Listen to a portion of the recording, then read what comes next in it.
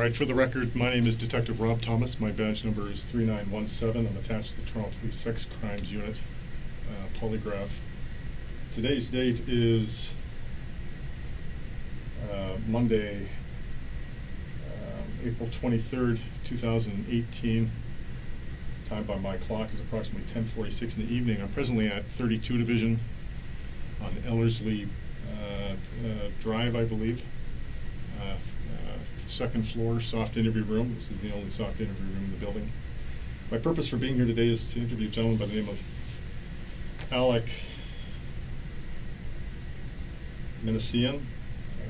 Alek spelled A-L-E-X, last name M-I-N-A-S-S-I-A-N, date of birth of November 3rd, 1992. With respect to an incident that occurred earlier today on Yonge Street between Sheppard and Finch.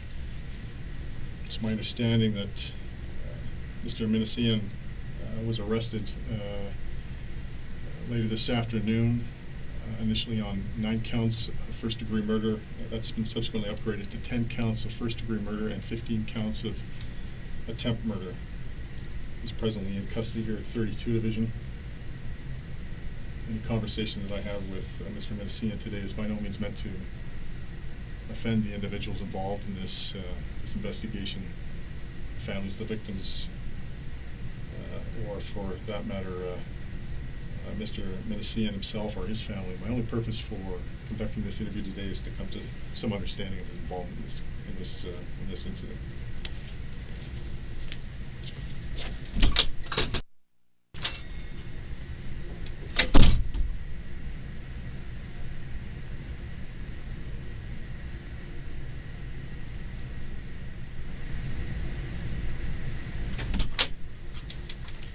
This room here? Somebody in it. And you can just have a seat in the corner right over there, okay? Okay. So just have a seat right there, please. Thanks very much.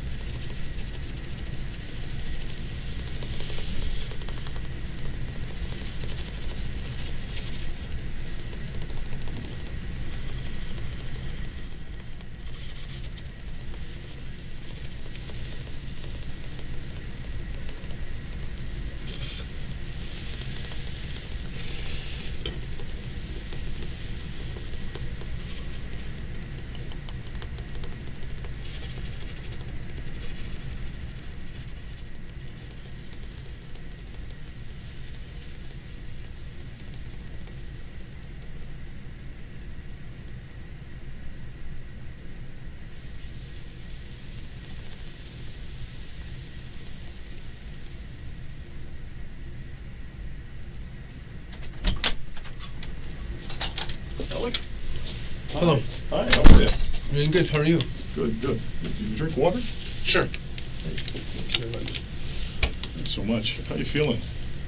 I'm good. You feeling okay? My name's Rob Thomas.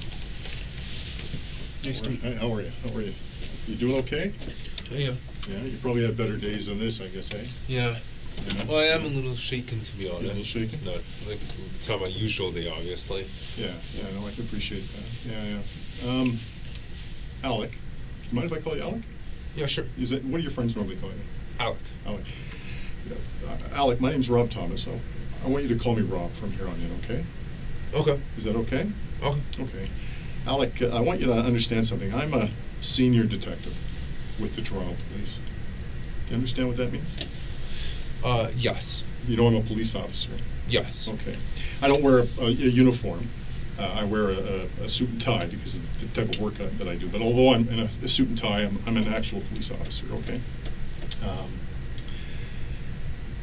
And I'm one of the senior investigators on this case, okay? I got called in for this specific case because of what's happened and the involvement and everything else that's been going on, okay?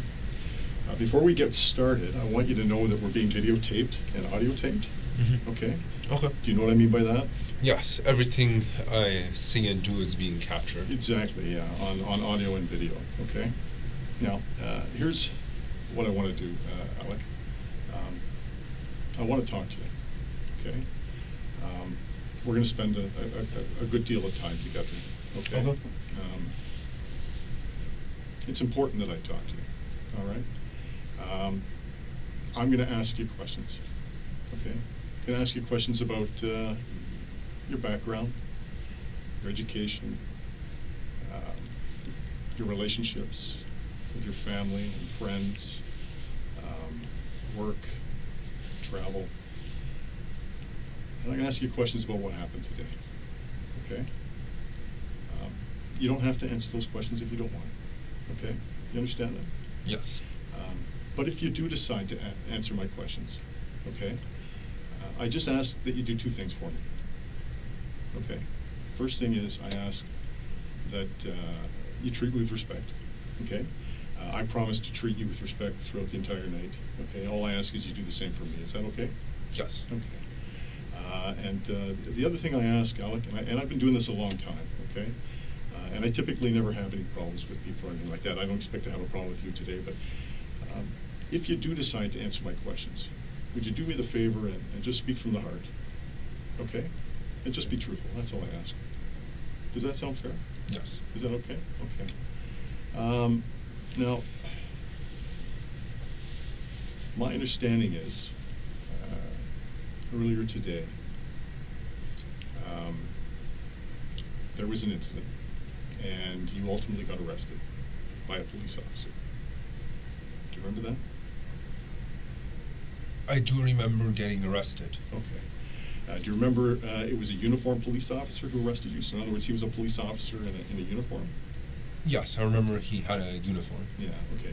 And I know there was a bit of an altercation. We'll get into that. But basically, I just want to kind of cover off a few points before we get started. My understanding is that that incident, the time that you got arrested, you were on or near the area of Yonge Street earlier today.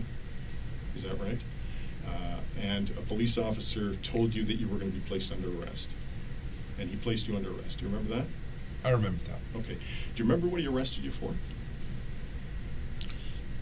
I believe I may have been arrested for something similar to murder. Okay. I believe it was originally you were arrested for attempted murder, and subsequent to that, the officer placed you in handcuffs. Is that right?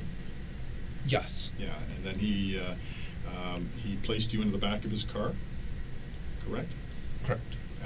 And then you were transported, or you were delivered here in a police car to 32 Division. Correct. Do you remember that?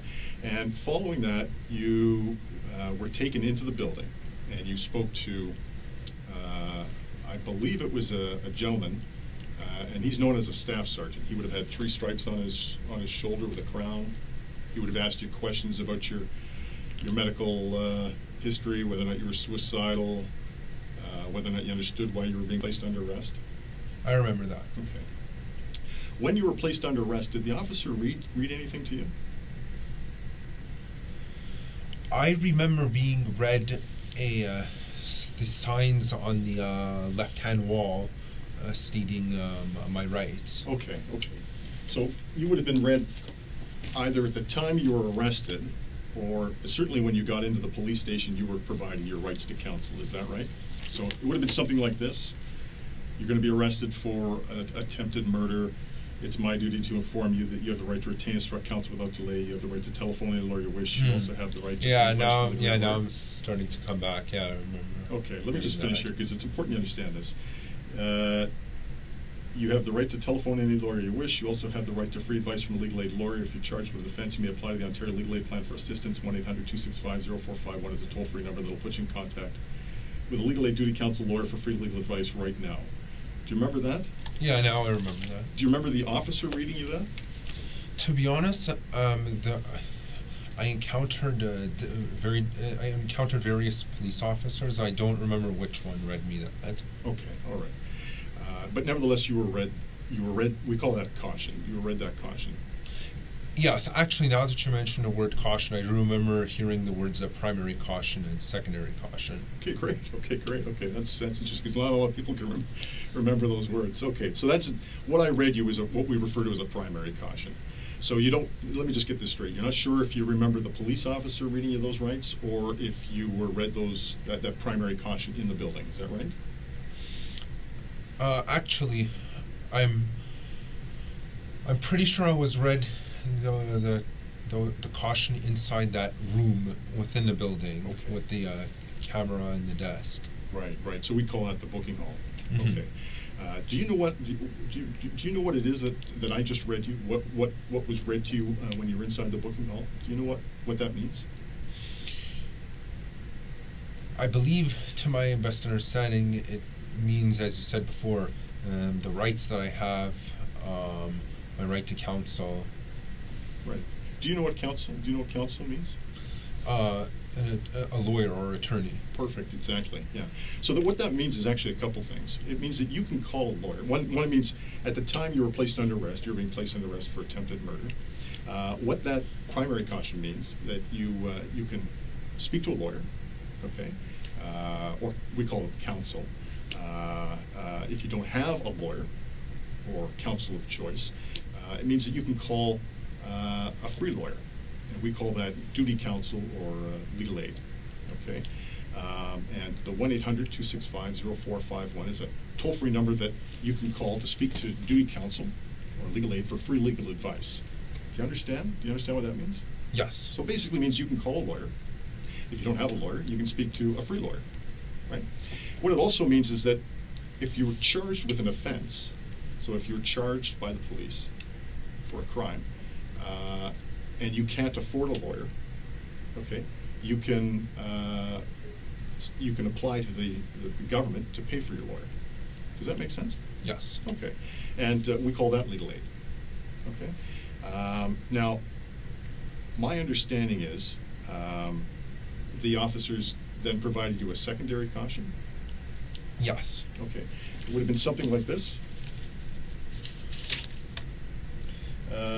You're going to be charged with attempted murder. You're not obliged to say anything unless you wish to do so, but whatever you do say may be given in evidence. Do you understand what that means? Yes, it means that I'm not required to speak, but anything I say can and will be used against me. Yeah, well, that's the sort of the American version of the Miranda rights in Canada. Yeah, I watch too much TV. You watch it? So do I. What you watch a lot of TV, like TV programs, like crime drama programs on TV? It's one of the. I used to watch a lot of CSI. Oh, you did. I love that show. But yeah, so in the States they call that the Miranda. Anything you say can or will be used against you in a court of law. In Canada, we're a little bit different than the United States. I like to think we're a lot different actually than the United States. And what we have up in Canada is a different type of caution. Anything that you say can be entered into evidence. And so anything that you say to me today, because we're being videotaped and audiotaped, a judge can watch that, okay? And he can listen to what it is you're saying, okay? All right. Now, did the officers read you any other cautions? I don't remember being read any other cautions, to be honest. Okay. I want to read one more to you. And it goes like this. If you've spoken to any police officer or to anyone in authority, or if any such person has spoken to you in connection with this case, I want it clearly understood that I do not want it to influence you in making a statement. Yes, actually, I do remember being read that. You do, right? Okay. When do you remember being read that? While I was in my cell by Okay. a non-uniformed officer. He was dressed formally. Okay, was he Similar to you. Oh, I see. In a suit and tie? Yes. Oh, I I see. believe he may have been a detective. Mm-hmm, mm-hmm. Okay, well, that makes sense. Do you understand what that means? Yes, it means that any statement, whenever I'm making a statement, it shouldn't be affected by something that one cop said to me. It should just be simply whatever I feel is the best as my defense. You're absolutely right. You know what? You hit it right on the head. You know what? And I thank you for that. That's very important. Yeah. Basically, what it means is that if you've spoken to any police officer, and you may not have spoken to a lot of police officers, but I know a lot of police officers have spoken to you today. Everything from the uniformed officer who arrested you, right through to the booking officers who collected your information when you came into the station, right up to the officers who came down into the cells and advised you of further charges that were going to be laid. You've spoken to a lot of police officers today. Am I right? Yes. How many in total do you think you've spoken to? I would say at least 5. At least 5, okay. What that means, that caution that I gave you, what that means is that if any of those officers, or anybody else for that matter, have said to you that you have to talk to me, okay, that's incorrect. Do you understand that? Yes. Okay. You don't have to talk to me, okay? So if anybody has told you that you have to speak to me, I don't want you to listen to what they said, all right? I'm assuming nobody's threatened you or made you any kind of promise? No. Nobody's threatened you? No. No, nobody's made promises? No. For you? Okay. We call those inducements. So nobody's offered you any type of inducement, I hope, or anything like that? Oh, no. Okay. So basically what it means is that you don't have to listen to what the police have said to you previously, prior to you meeting me here today. And that if you do decide to talk to me, that it just be, like I said, from the heart, and it be truthful. We call that being voluntary. Does that make sense? Yes. That makes a lot of sense. Okay. Now, in addition to that, I just want to clarify one more thing. Did you speak to the police and tell them what happened today?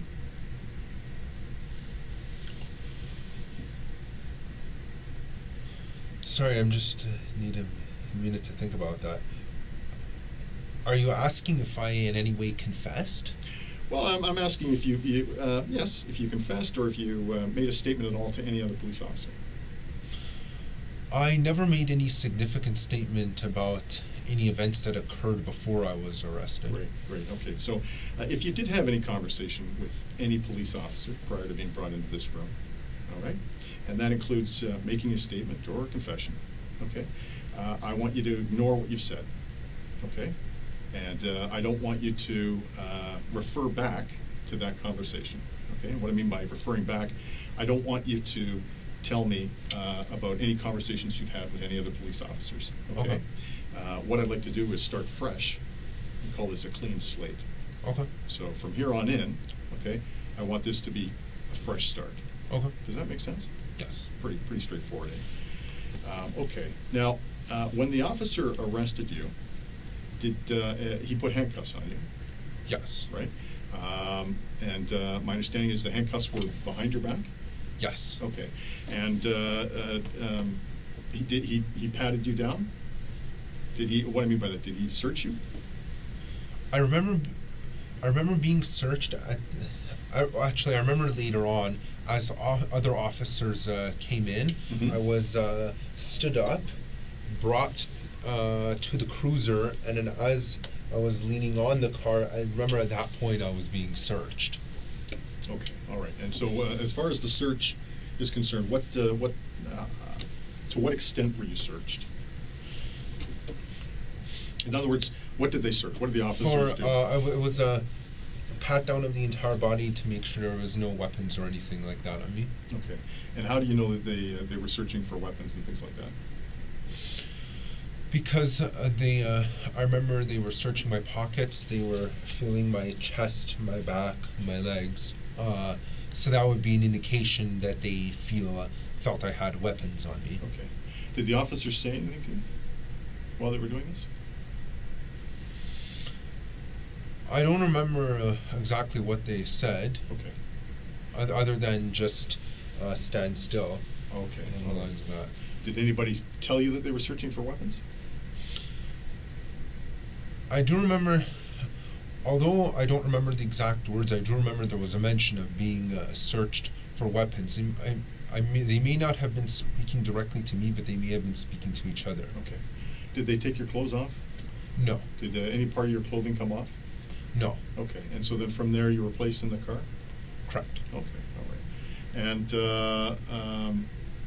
how many police officers were in the car while you were being driven to the station? 2. 2. Okay. And I'm presuming they were both in the front? Yes. Okay. And did you have any conversation with the police officers? No. Okay. And then you arrived here at the station? Yes. Okay. And how long of a drive was that? About 10 minutes. About 10 minutes. Okay. And did it appear to be a direct route? Yes. In other words, they didn't stop for coffee or anything like that? Or? No. Okay. All right. And then you came into a garage? Yes. Okay. We call that the sally port. That's what we refer to that as. And you were, I understand you were taken out of the back seat of the car? Yes. And then you were led to a desk?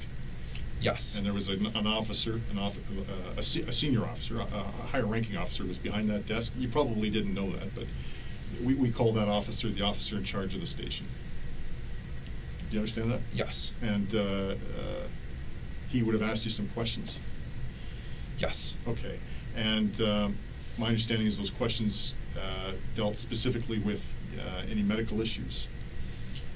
Yes. Right? And whether or not you understood why you were being placed under arrest? Yes. And whether or not you understood your rights to counsel or your right to call a lawyer? Yes. Okay.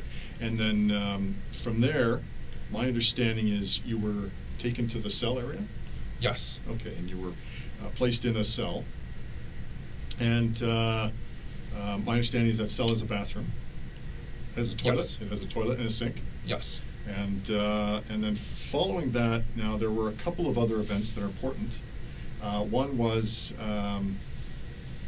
my understanding is that you were given an opportunity to speak to a lawyer. Yes. Okay. And you indicated to the officers that you didn't have a lawyer. Correct. And that you didn't know who to call. Correct. And so the officers offered you an opportunity to speak to duty counsel, which is that free legal service that I talked about. Correct. Okay. And my understanding is you spoke to duty counsel. Correct. Okay. And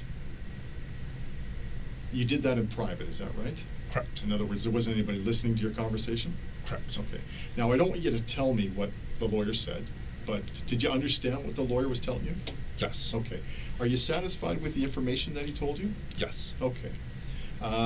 Now, following that, my understanding is, and I might have gotten the sequence of events mixed up, so correct me if I'm wrong. There's been a lot going on today, and I've been very busy, but my understanding is at some point, if I'm not mistaken, a police officer in a suit came down, and he told you that he updated you with respect to the charges that were going to be laid. Yes. Okay. And do you remember what he said to you?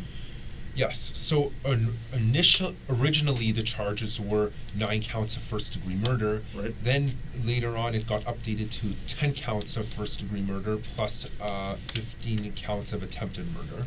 Exactly. Yes, that's my understanding. So my understanding is, as the night progressed and as we were learning more information, it came to our attention that 7 people have died. Sorry, 9 people have died. I apologize. As a result of an incident that occurred on Yonge Street. And so subsequent to that, my understanding is the officers came down and they spoke to you to advise you that the charges would be upgraded to 9 counts of first-degree murder. Do you understand what first-degree murder is? It's a premeditated murder and completely intentional and considered to be what's known as in cold blood. Well, yeah, that's a fairly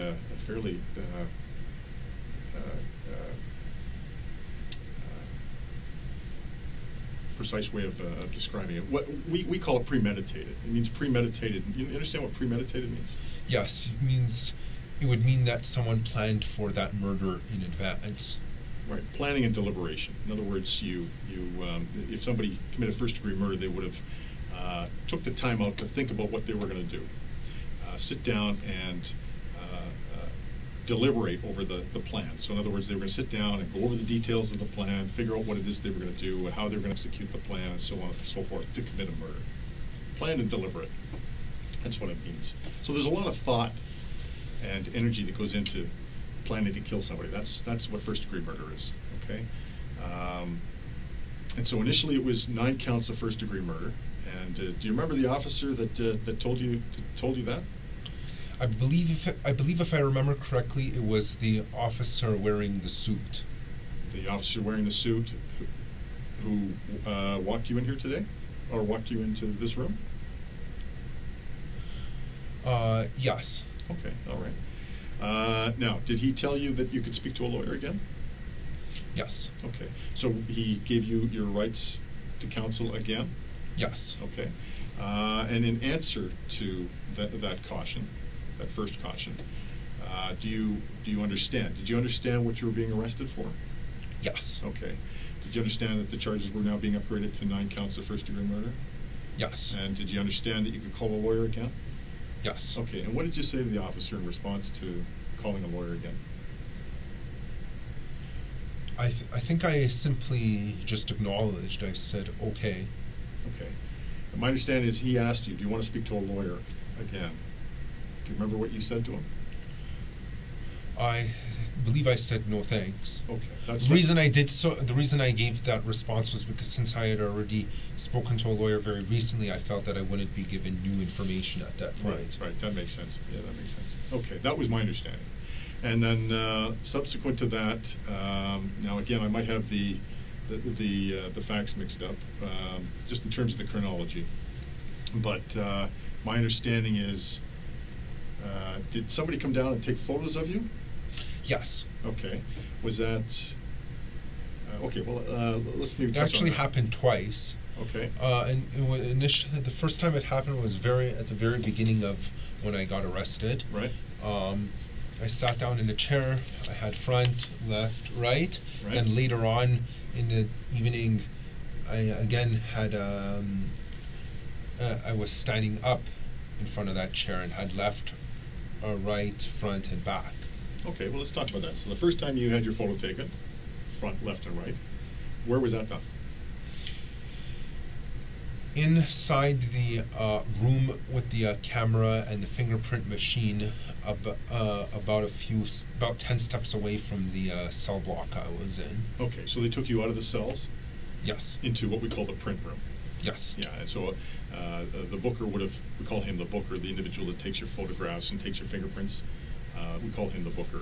Did they take your fingerprints at all? Yes. They did, eh? Okay. It was at the same time that I initially had my picture taken. Okay. All right. Okay. And then from there you were returned to the cell. Yes. Okay. And then your photographs were taken once again, or you were photographed once again after that. So you were photographed a second time. Yes. Okay. And where did that take place? In the same room. In the same room. Okay. Was it by the same officer? No. It was by another officer. Yes. Okay. And this time you were standing, you said? Yes. Okay. The first time you were sitting Yes. when you were photographed. The second time you were photographed, you were standing. Yes. Okay. And the officer who took the second set of photos, what was he wearing? He was uniformed. In a uniform. Okay. And was he the individual who took you out of the cell? Yes. Okay. And then my understanding is you returned to the cell. Yes. Okay. And then at some point you also turned over your clothing. Yes. Okay. When did that happen? That happened at the very beginning when I was brought to the police station. Okay. All right. That happened at the very beginning. So at what point was it? That was initially before I was put into my cell. I was in some other holding room. Right. That just had some chair there. At that point, I had all my clothes taken off, just to be seized as evidence. Okay. And then I was given my underwear back. I put it back on, and then I was given an orange jumpsuit. And then 2 minutes later, I was taken out of the orange jumpsuit, and then I was given this white bodysuit. Okay. And that was before you went into the cell. Correct. Okay. And so let's talk about that for a minute. So when they took your clothes off, you were put in a room, you said? Correct. Okay. And did the officers explain to you why they were taking your clothes? As evidence. As evidence, okay.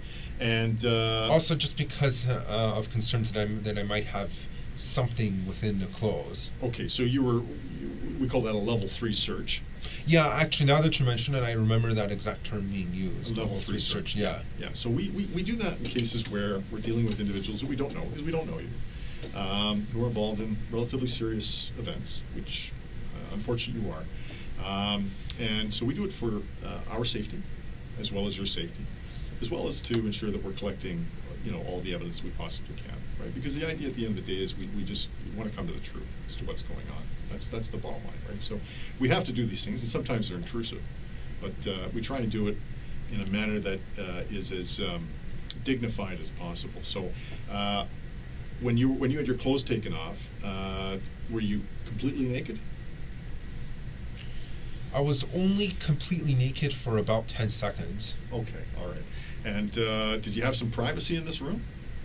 That you were... This room? No, the room you had. They took your clothes off. Actually, to be honest, I don't remember. I think there may have been some officers there. Okay. Because my face was towards the wall the entire time. Okay, all right. How many officers were there? I think about 4. Oh, 4? I don't remember the exact number, to be honest. Okay. Were there any female officers? I don't believe so. Okay, all right. Was anything being videotaped? I don't remember seeing a camera in that room. Okay, all right, okay. But nevertheless, you were only completely naked for about 10 seconds. Correct. Okay, and then they gave you an orange jumpsuit? Yes. Okay. And then you were brought to the cells, you spoke to a lawyer, you're photographed. Well, actually, I was switched into this white bodysuit before being taken into my a cell, because I was only in that orange jumpsuit for about 2 minutes. Oh, okay, okay. And the reason behind putting you into a white jumpsuit, did they tell you? I believe if they did tell me, I don't remember the reason. Okay, okay. The reason would have been to keep your feet protected, right? Because I don't think you had the boots on the orange jumpsuit. Oh yeah, I remember they said something about there wasn't any footwear. Right, okay. Okay, so from there you went into the white jumpsuit, then you were placed in the cells, you spoke to your lawyer. Yes. And then you were photographed twice. Correct. Okay. In addition, the officer came down to advise you that you'd be charged with 9 counts of first-degree murder, right? Yes. Okay, and my understanding is, I believe it was the same officer, at some point in time, he then came down to advise you that you were going to now be charged with 10 counts of first-degree murder and 15 counts of attempted murder. Correct. Okay. And during the sequence of events, at what point did that officer come down and tell you that? The upgraded charge was after I spoke to my lawyer. Okay. How many times did you speak to a lawyer? Once. Okay. So it would have come after the first time you spoke to the lawyer. It would have come after the officers telling you you were being upgraded. The counts would be upgraded to 9 counts of murder. So it would have been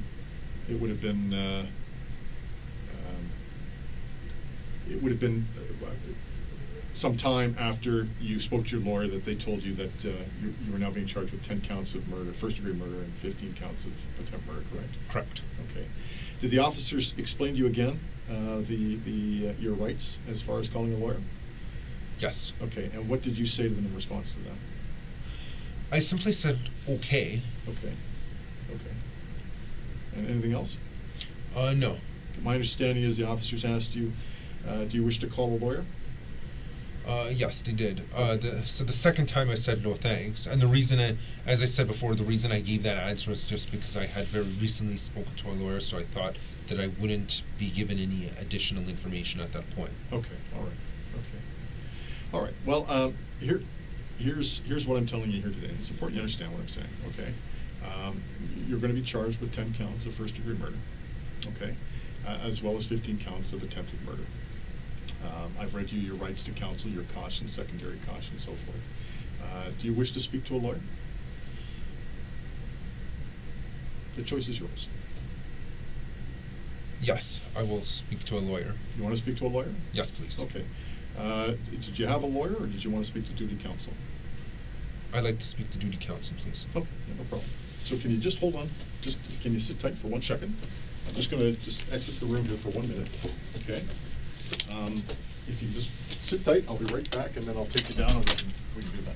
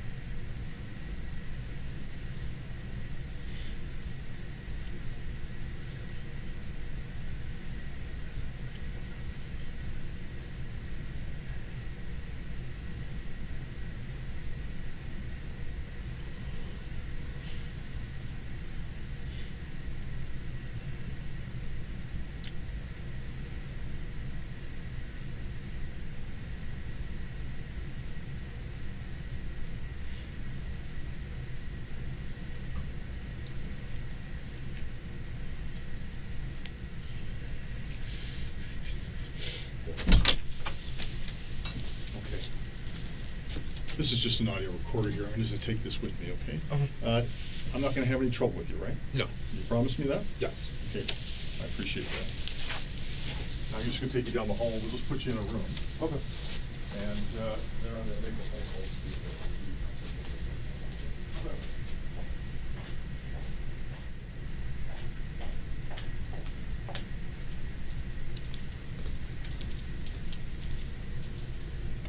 Okay, Alex has been placed in the major crime unit number 1. I'm going to call duty counsel.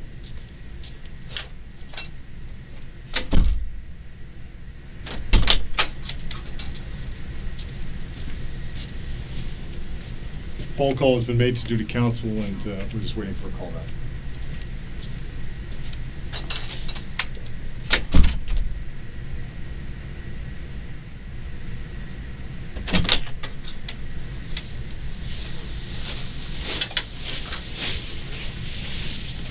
Just give me a sec, I'll be right back. Sure.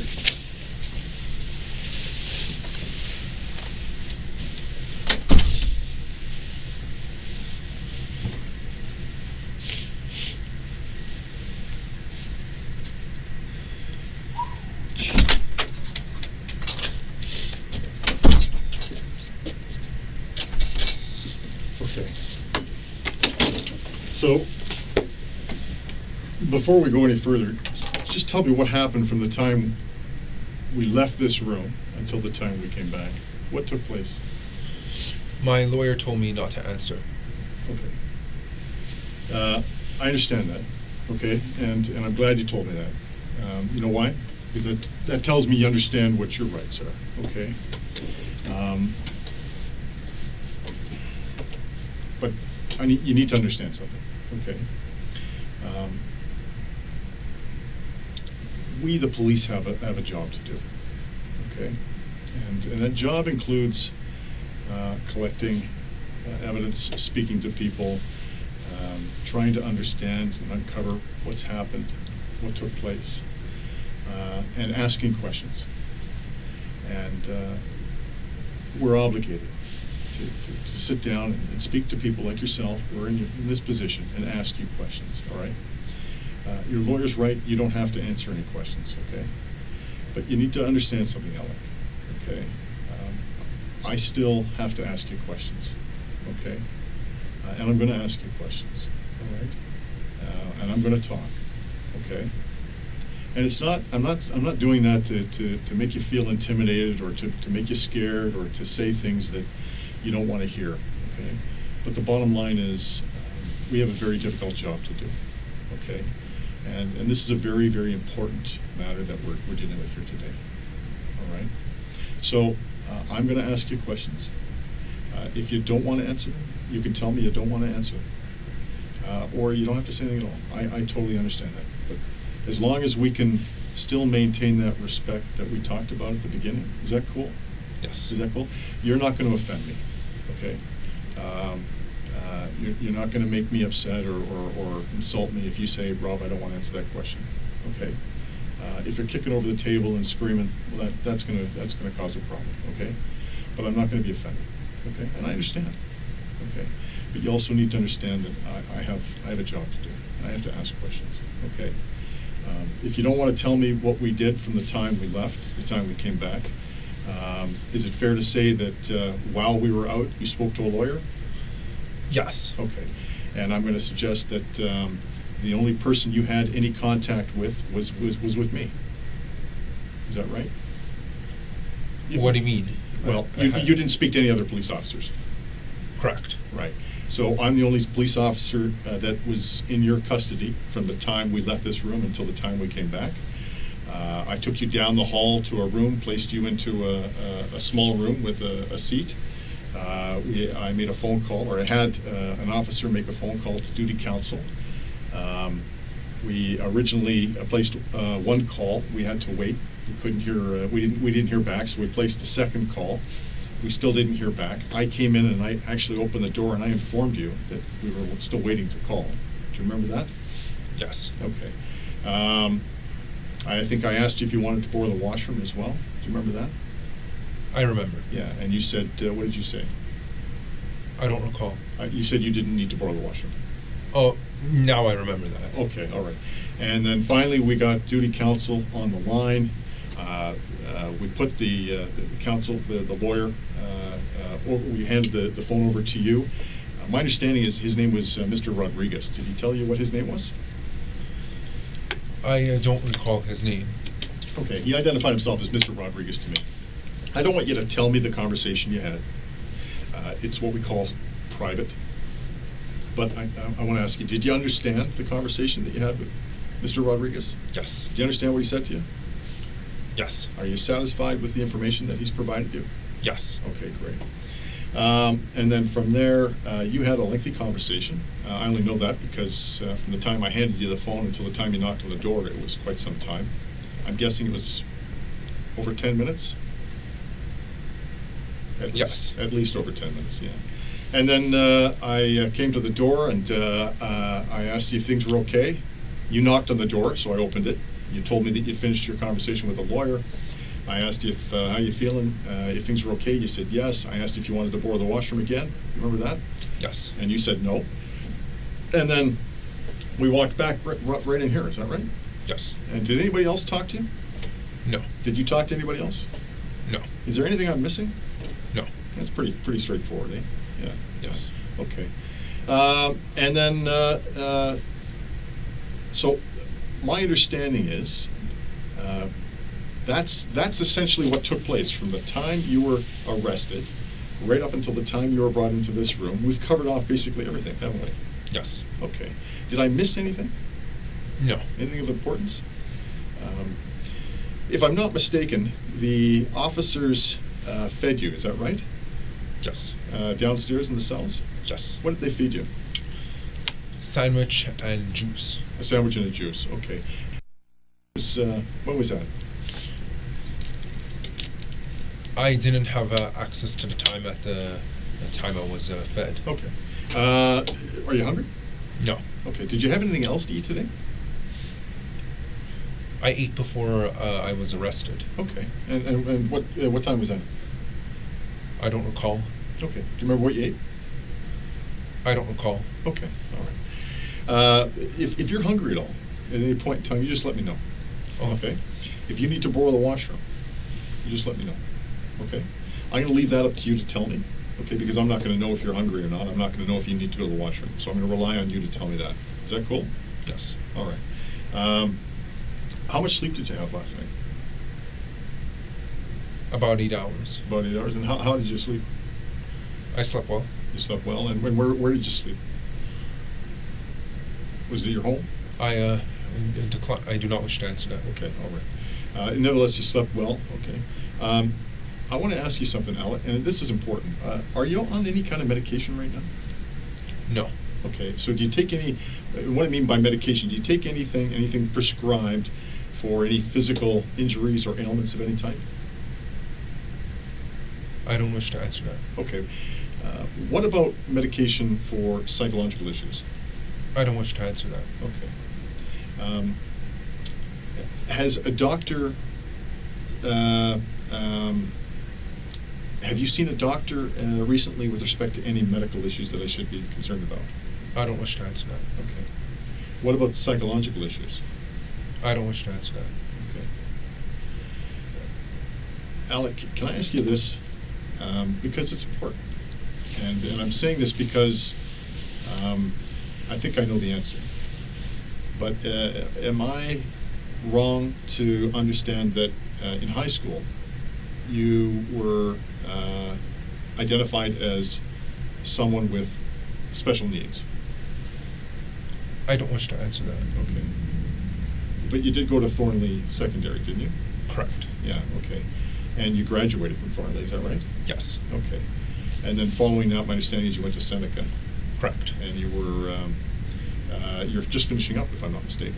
You're just finishing up your course. Yes. Yeah, and that's the Center for Development of Open Technology, CDOT. No, it's Seneca at York. Yeah, I realize that, but your program, the program you're taking, isn't it called Center for No, Development that of was Open actually something else. Oh, okay. All right. What are you taking at Seneca? Bachelor of Software Development program. Oh, Oh, so you're taking a degree? Yes. So Seneca offers a degree in software programming? Yes. And that's something that you were aspiring to do? I understand you wanted to become a software developer or designer or software developer, Yes. right? Yeah. And a team leader, is that not right? Yes. Is that that's what you were aspiring to do? Yes. Okay. And as far as work, my understanding is you're not working right now. I don't wish to answer that. Okay. All right. Is it fair to say that you had some employment lined up with a company called Sheridan Computers? I don't wish to answer that. Oh, okay. All right. I do know that you live at home, though, and I do know that you have a mom and a dad, right? I believe your dad, and correct me if I'm wrong, because I'm not pronouncing it right, but his name is Vahi? I don't wish to answer that. Okay. And your mom's Sona, and you got an older brother named Haig, and I think he's probably 28, if I'm not mistaken. Haig? I don't wish to answer that. Okay. All right. How are things at home? Good. With you and your family? Yes. Are you close to your mom and dad? Yes. Yeah? And what about your relationship with your brother? It's good. Good. I understand you were born in Canada. Yes. Yeah, and your parents immigrated to Canada some time ago, and they're originally from Iraq. Is that right? I do not wish to confirm or deny that. Okay. All right. Okay. I just say that because we've spoken to your dad, and he's worried about you. I'll tell you that. Okay. And I ask you these questions, and I'm not trying to intimidate. I'm not trying to scare you. Okay. The reason why I ask these questions is because it's important that I get to know you better. All right. We just met for the very first time, and you don't know me. Am I right? Correct. Right. And I've never met you before, but I do know a great deal about you, and it's important I get to know you better. And the reason why I say that is because this is an important issue that brings you here today. Okay, it's very serious, and I think I would be neglectful if I didn't at least try and understand who you are. That's all I'm trying to do. You understand? Yes. Does that make sense? Yes. Okay. Do you feel intimidated right now? Are you scared or anything like that? No. Okay. Will you let me know if that ever happens? I will let you know. Okay. All right. If there's anything I say that is offensive, or that you find offensive, or if there's anything I say that you don't like, will you let me know? Yes. Okay. The reason why I said it because I don't want to offend you. That's not why I'm here. Okay. I do know this. My understanding is you were in a special needs class in high school. Okay. It was a small classroom, specifically designed for people with special needs. My understanding is that there were a number of students in that class who excelled very well in certain areas and didn't do very well, or were they performed poorly in other areas. So there were, there was a mixture of individuals in the class, and the idea behind being placed in the special needs class was to focus on the areas where they didn't perform as well. In my conversation with you, in my experience with people with special needs, because I've been doing this a long time, and I have actually family members who have special needs because of a variety of different reasons. I can recognize people who have special needs, and so the reason why I'm saying that is because I want to make sure you understand what I'm saying. Okay. I don't want to be saying something that is going to confuse you or make you feel uncomfortable, or make you feel scared. Does that make sense? Yes. Okay. Now, my understanding is your dad's not working. He used to work for Rogers, but he's out of work right now. But he's looking for work. Is that right? I do not wish to confirm or deny that. Okay. Your mom works for CompuGen. That's a computer company. Is that? I do not wish to answer that. Okay.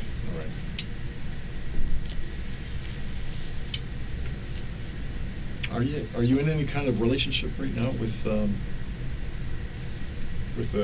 intimate partner? I mean, do you have a girlfriend or a? I do not wish to answer that. No. Okay. All right.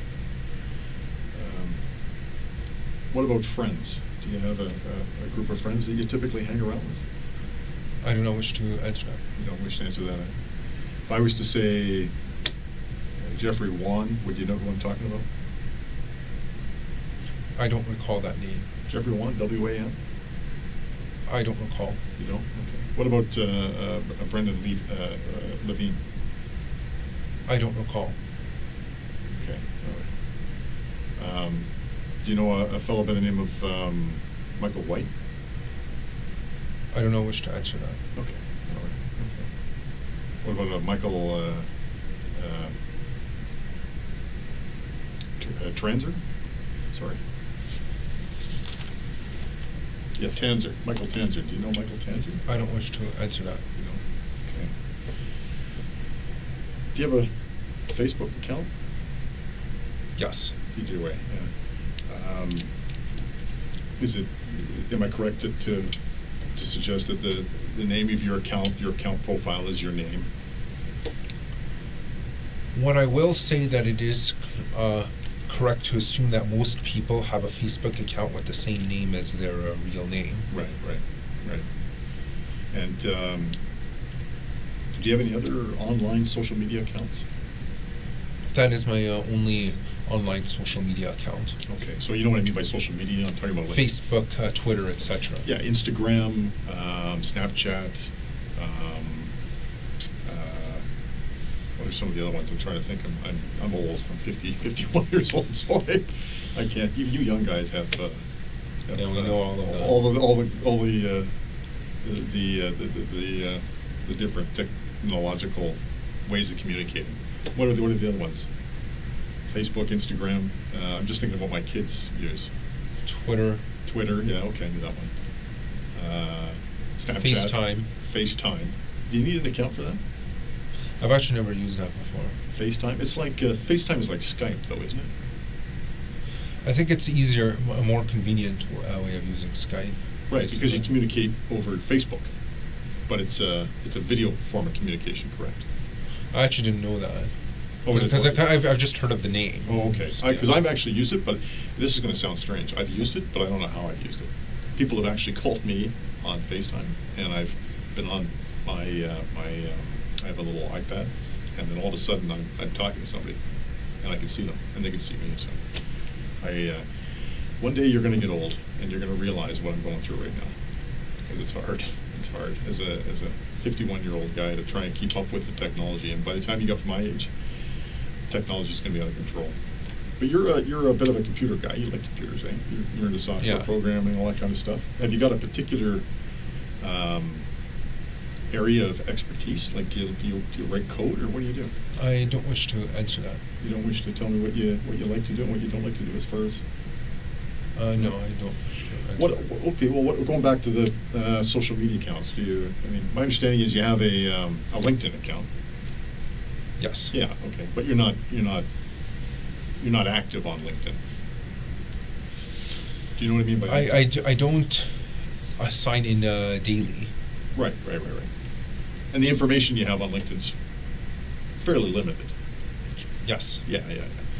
And my understanding is your Facebook account is your activity on Facebook is kind of sporadic. Sometimes you're on, and then you go off, and then you go back on.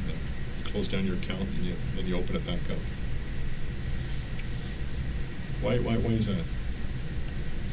I don't wish to answer that. Am I right to assume that you've closed your Facebook account down in the past? I may have done it once. Yeah. Oh, okay. All right. All right. When did you close it down? Did you say when or why? No, when? I don't remember. It was quite a while ago. Oh, okay. And how long was it closed down for? I would say at least a year. Oh, okay. Okay. And then, am I right to assume that you just recently opened it back up again? Yes. Yeah. Okay. And when did you open it back up? I think about a month or two ago.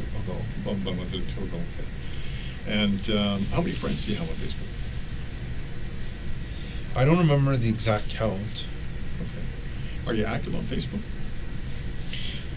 My rate of sign-in is inconsistent. Sometimes I might sign in for a couple of days, but then might not sign in again for another week or so. Oh, okay. Is there a reason for that? I just don't have a specific pattern when deciding to use Facebook. You know, I'm just thinking in terms of a routine. Like when I actually use Facebook a lot. I'm surprised, being as old as I am. But one of the reasons why I use Facebook is because it keeps me. I don't post a lot of stuff on Facebook because I'm not that time. I'm kind of shy that way. I don't like to tell people what I'm doing. But I like looking at what other people are doing. And I don't have a lot of friends, but I have a few, and I kind of keep up to date with what they're doing, and I watch and I look, and so as a routine, I don't want to say daily, maybe daily. I go onto my Facebook and I check, but I don't post a great deal of information because I for some reason, I don't know, in my mind, I just don't like to reveal what I'm doing. When you say you're on Facebook, what do you mean by that? I simply mean that I'm occasionally signing in to use it minimally. Okay. So when you say using, is that are you posting stuff on your web? It could be profile? posting, or it could be private messaging another individual on Facebook. Oh, I see. Okay. And what kind of stuff do you typically post on your Facebook? There's no specific pattern as to the type of content I post. No. It's just random stuff depending on whatever you're thinking of the day, or. You could think of it like that. Mm-hmm. And messaging, or what kind of conversations are you typically having on Messenger? I don't wish to answer that. Oh, okay, all right. Am I to understand that you've had some military experience in the past? Yes. Yeah, okay. Was it in Canada? I'm assuming? Yes. Yeah. And my dad was in the military. My dad was actually in the Navy. He joined when he was 17 years old. And in fact, he wasn't 18, so he actually had to have his parents sign off to give him permission to join the Navy.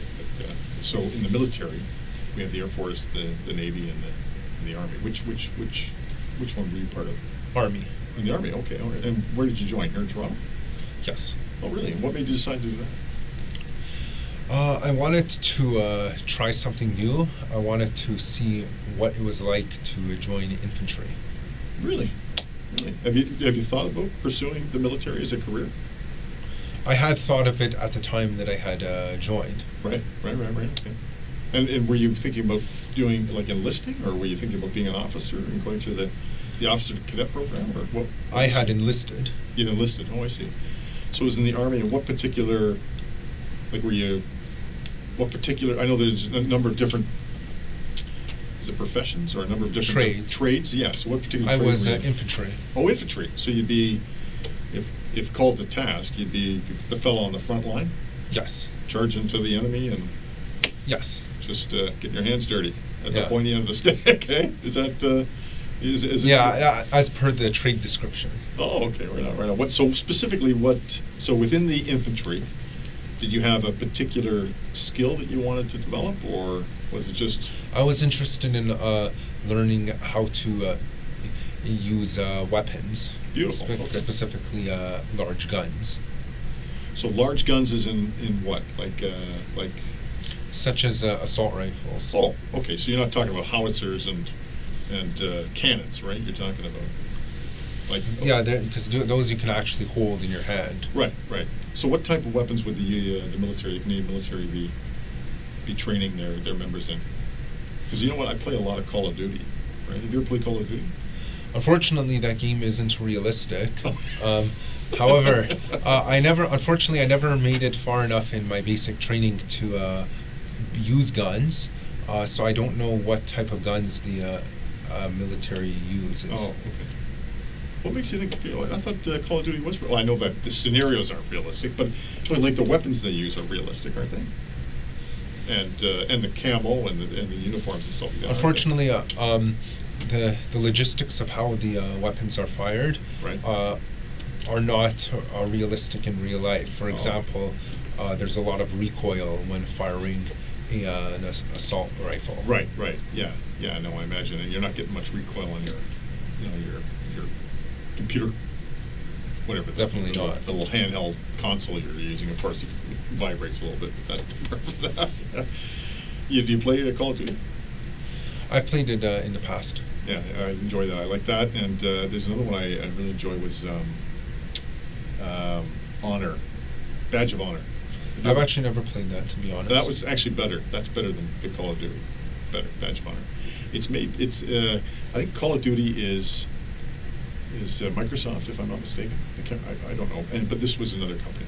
But Call of Duty is made by Activision. Activision. Okay, right. And now, yeah. So Badge of Honor is something else. It's another company. I don't know what it is, but do you find yourself play? Do you play a lot of video games? A guy like you, 25 years old. Imagine you're.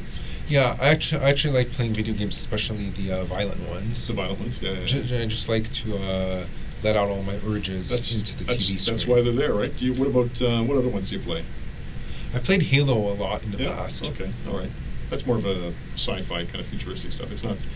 I wouldn't say Halo's terribly violent. I mean, you're killing Martians and things like that. At least you're not killing other humans. Yeah. Do you play Grand Theft Auto? I played it a couple of times on someone else's Xbox. I've never actually owned any copies of Grand Theft Auto. Mm-hmm, mm-hmm. So as far as being a gamer, how would you classify yourself? Are you like a big gamer? I would classify myself as a hardcore gamer. Hardcore gamer. So in terms of hours spent during the day playing video games, how many hours would you spend? I would say an average of 5 hours per day. Oh, okay, all right, okay. That seems reasonable. That's at your age, I'd probably do the same thing. Even given my course loads. Okay, and so that's with school. Yes. So okay, and you were full time. Yes. Yeah, and you're in a computer degree program, right? Which is, I imagine, intense. Yes. Like hard work. Yes. Right? Have you always been? I'm saying this because I've got a nephew of mine who's actually in BC right now at the University of Victoria, and he's in a computer engineering program. So I don't know if computer engineering is the same or not. There's an overlap, but it's not the same thing as computer programming. It's not, okay. But his course load is intense, and it's highly mathematical. A lot of math involved, a lot of equations, a lot of problem solving. I never actually had to do that much math in my program. It was mostly coding. Coding. Oh, so you write a lot of code? Yes. Now, do you write what type of language do you write? I've used C, C++, Java. And Java would be web-based? Java is really for writing code? No. For websites? Java is more generic. Yeah, okay. But C++ is the more popular coding for computer programs? Yes. Yeah, okay. And what made you decide to get interested in that? Well, I was kind of a nerd in high school, and I took a course on computer programming. And I took one course that was programming in high school, and after that, I decided I really liked coding, and I wanted to sign up for a program in college. Really? And then you just carried it through, and you got into Seneca, and things were good. Now, was it difficult getting into Seneca? Did you obviously had to apply? I had to. The only difficult part was ensuring that I had high grades near the end of high school. Right. So did you finish grade 12, or did you go on to grade 13? I'm trying to think. I finished grade 12. Okay, they didn't have grade 13 when you. No, they already discontinued that long before I started high school. That's what I thought. Yeah, that's what I thought. Because when I first, I'm from BC. I grew up out west in Victoria. I don't know if have you ever traveled the country? I've never been to BC before. Never been to BC. Have you been anywhere else in Canada? I've been to Quebec. You've been to Quebec to visit. Yes. Okay, but have you traveled anywhere else? No. Okay. Well, yeah, BC is in BC. This is back in 1984 when I graduated, and it's still to this day. They only have grade 12. But when I moved out here when I was 19, 20 years old, they had what they call it OAC. They could hold AC, which was a grade 13, which was like a university prep year. So if you were going to go on to university or college, you'd take grade 13. But then they discontinued that. But I can't remember exactly when they did that. So I assume that maybe perhaps you were still part of that. So you get into Seneca, and it's how many? Is it a 2-year program? 4-year program. 4. So were you in your 4th year? This semester was supposed to be my final semester. Final semester. Yes. And you'd be graduating with a Bachelor of Science? Bachelor of Software Development. Bachelor of Software Development. Did you have tests or anything to complete, or? I already completed everything. So you basically you finished? Yes. So when was your last day? My last day of classes was last Wednesday. Last Wednesday. And so when would you be told that you had graduated? Like when would your graduation date be? I would have found out my final grades this Saturday. This Saturday? Yes. Okay. So were you required to do anything between now and Saturday? No. So that's it. You're finished. Yes. Wow. Congratulations. Thank you. Good for you. That's quite an achievement. Yeah, you got a Bachelor of Science. That's a heck of a lot more than what I got. I'll tell you that. I went to university and I only took I got a diploma in business administration. Then I did 2 years in taking finance, but I never completed it. I never finished my university. I wish I had, but it was a lot of work. I couldn't do it. It was too much. Well, that's good. Wow, that's quite an achievement. Have you but you hadn't lined anything up as far as a job? Like work wasn't. I don't wish to answer that. Okay. All right. Okay. I understand. My understanding is you're living at home. You don't live on your own. Am I right? I don't wish to answer that. Okay. But you have a good relationship with your mom and dad. Yes. Yeah. And has your relationship always been good with your mom and dad? Yes. Okay. And have they been supportive and loving throughout your life? Yes. And were there any difficulties in your life growing up with your mom and dad? No. No. What about with school? Were there difficulties with school growing up? No. No. And so when I talk about that, I'm talking about like the school curriculum. Going to school, learning, and completing your assignments and things like that. Were there any issues? No. Okay. What about the students?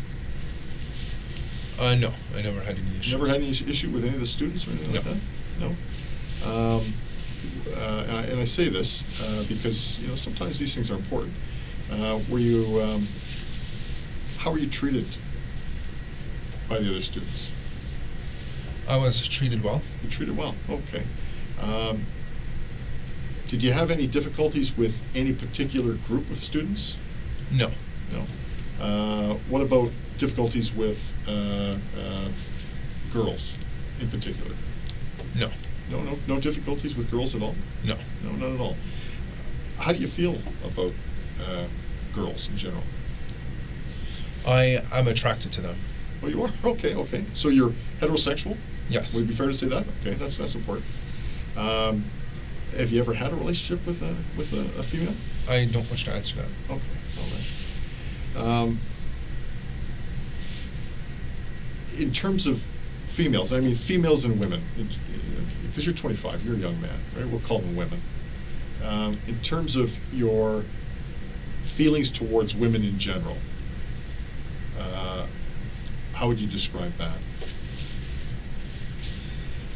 I would say that sometimes I am a bit upset that they choose to date obnoxious men instead of gentlemen. Yeah. So I have a well, I got involved in this situation. I'll tell you about it later, but so my understanding is you have some problems with women who date obnoxious men. Right? Yes. And these guys, I'm thinking you're talking about the fellows who are loud, arrogant, generally outgoing and popular with girls. Yes. Is that what you're talking about? Yes. Okay. And you have a problem with the women that date these fellas. Yes. Why is it that you have a problem with the women? Because I feel that it's illogical to be dating such men when they could be dating gentlemen instead. Right. That makes sense. I mean, and I've seen that because I've grown up. And I'll tell you one of the issues that I had as a kid growing up, because I was, this is going to say, you might not believe me, but I wasn't a very big kid growing up. I was actually very, very small. And it took me a long time to grow. And so as a result, I was kind of ostracized. You know what I mean by ostracized? I was kind of Cast aside. Cast aside, yeah. And or I left out, like I wouldn't get picked for teams, or anything like that. I was always kind of the last guy. You ever see those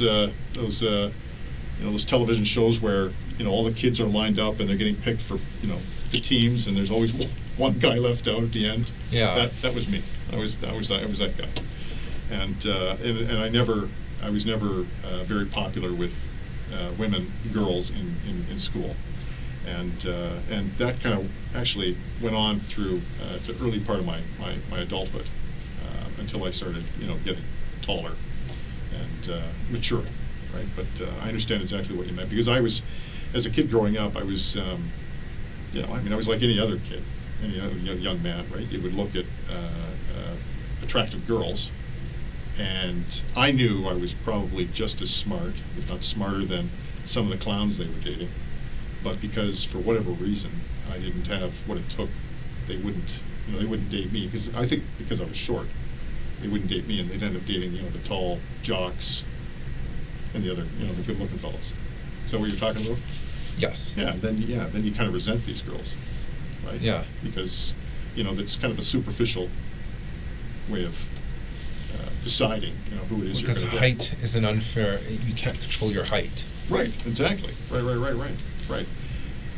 What other things can't you control? You can't control your looks either. Exactly. Yeah, that's a good point. Although you're not a bad-looking guy.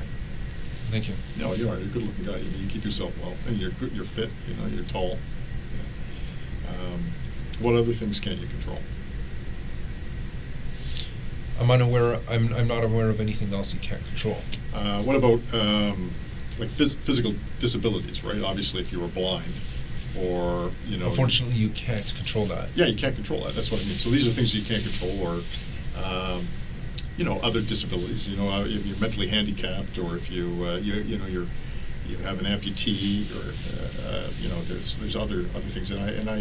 So does that would you include that in those issues that you can't control? Yes. And so how long have you had this this feeling towards women who are attracted to this particular type of guy? Ever since I started college. Ever since you started college, okay. Was it something that occurred as a result of a single incident? Like, was there one particular moment in your life where it sort of struck home this was a problem, or was it just on Halloween of 2013, I was attending a house party, and I walked in and attempted to socialize with some girls. However, they all laughed at me and held the arms of the big guys instead. Really? Yeah. Well, that's kind of rude. And how did that make you feel? I felt very angry. Yeah. That they would, because I considered myself a supreme gentleman. I was angry that they would give their love and affection to obnoxious brutes. Really.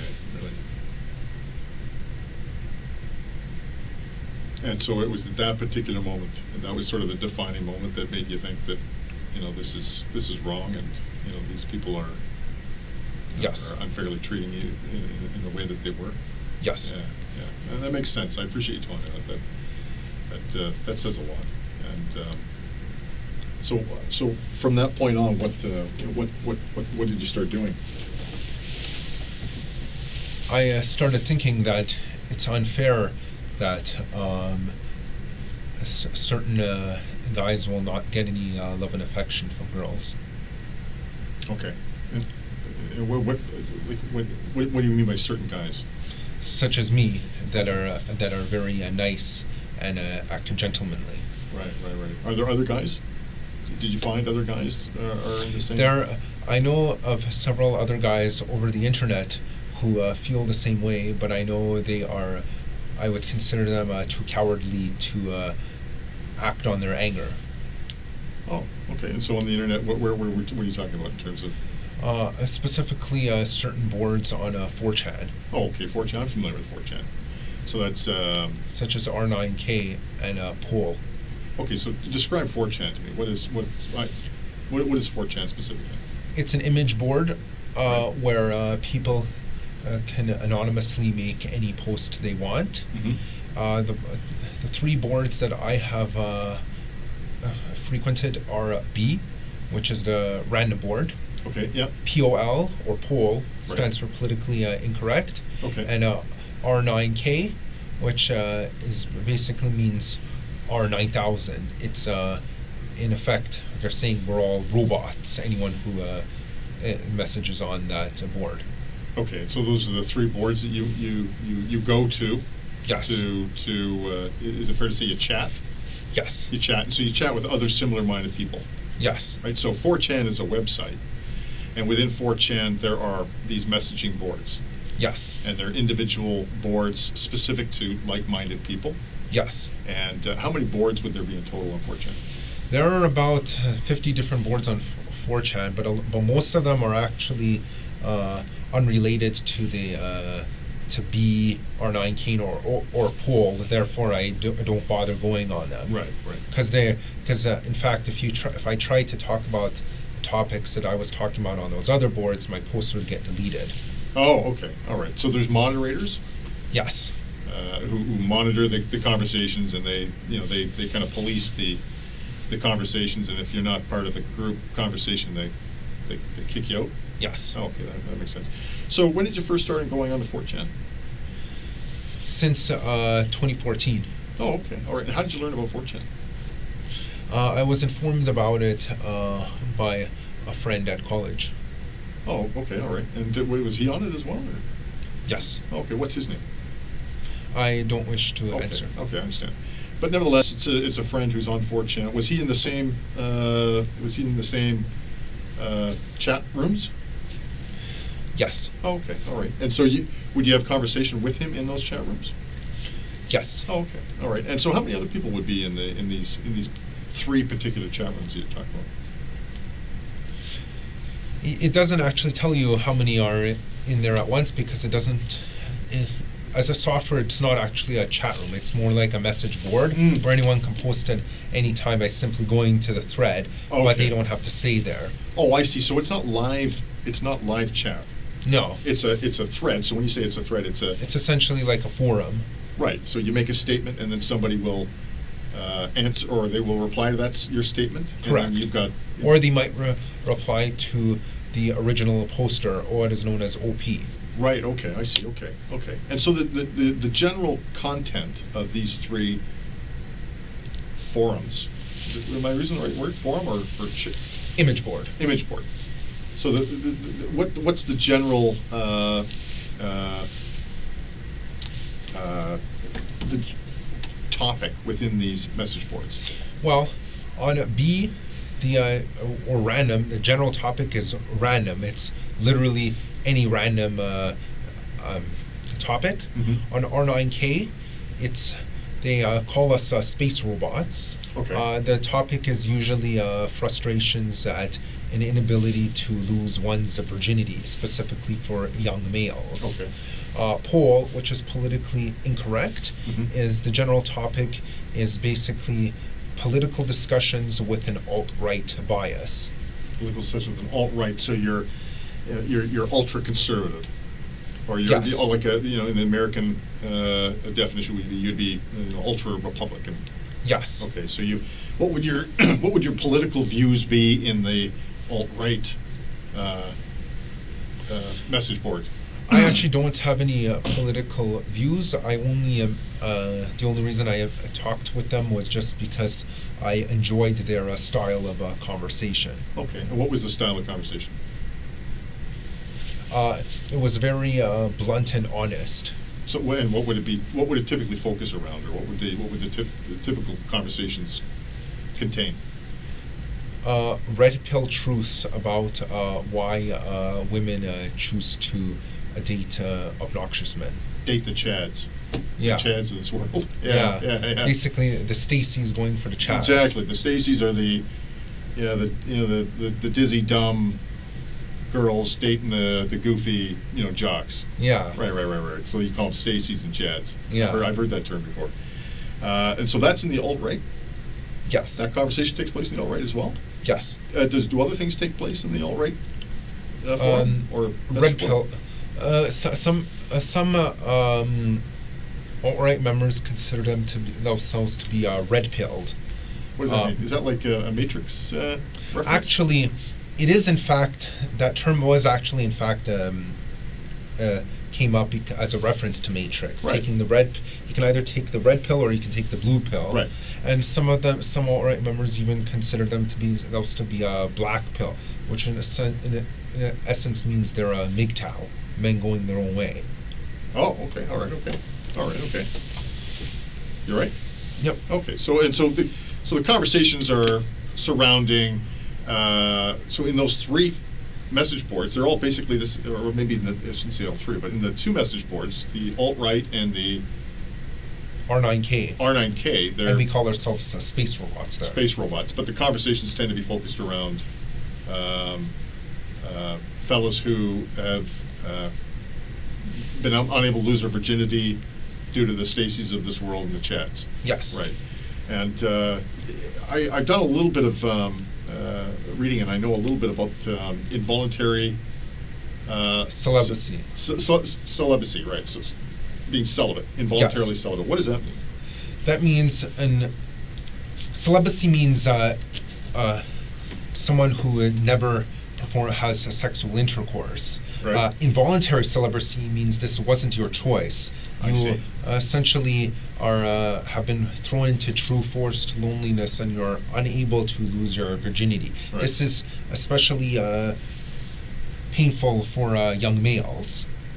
Right. That makes sense. And are there not other websites that cater to this group of people as well? Forever Alone. Have you ever heard of them? I have heard of the Forever Alone subreddit. And subreddit. You've heard of those? Yes. Okay. And is it fair to say Forever Alone is a forum within subreddit? It is a subreddit. That's the definition of subreddit is basically a section of Reddit. Right. Yes, exactly. Right. So it would be like the 4chan. Kind of, in a way. Yeah. Okay. All right. Are you on Forever Alone? Yes. You're on that as well. Yes. Okay. And what other sites are you on? I can't recall other sites off the bat at the moment. What's your username in Forever Alone? I don't wish to answer that. Okay. Well, what about 4chan? There is no username because you're always anonymous. You don't register on 4chan. Oh, and that's what makes 4chan popular. Yeah, because it makes it very easy, and you can hide behind a computer screen. Right. Okay.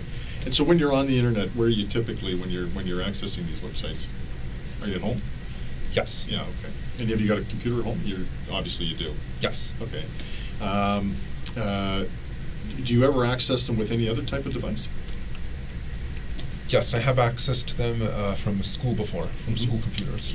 And where's that, at Seneca? Yes. And what department? Within the school library. Oh. That's common to all the students. Oh, I see. Do you have one particular computer that you go to?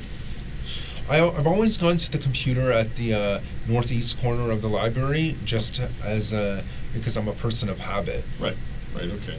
And is there a number on that computer or anything like that? No, but I'm always gravitated to the exact same spot. Okay. I'm able to. I just instinctually know this is exactly where I've always sat every time. Right. What type of computer is that? Windows 10. No, I mean in terms of the hardware. What is the make of the hardware? I'm not sure, to be honest. I know it's a workstation. It's a workstation, so it's not a laptop. Correct. It's like it's a box and a flat screen. Correct. Okay. And it's at the northeast corner, you said? Northeast Correct. corner. So if I was to walk into the library, where would the doors be to the front entrance of the library? They would be very close to the southeast entrance of the S building of Seneca at York. Okay. And the S building contains the library? Yes. Okay, and the southeast entrance, and then you'd walk Then in. you would, as soon as you enter, you would turn left, and then when you walk, then you'll see the entrance to the library on the left-hand side. Oh, I see. Okay. Draw me a picture of what the library looks like.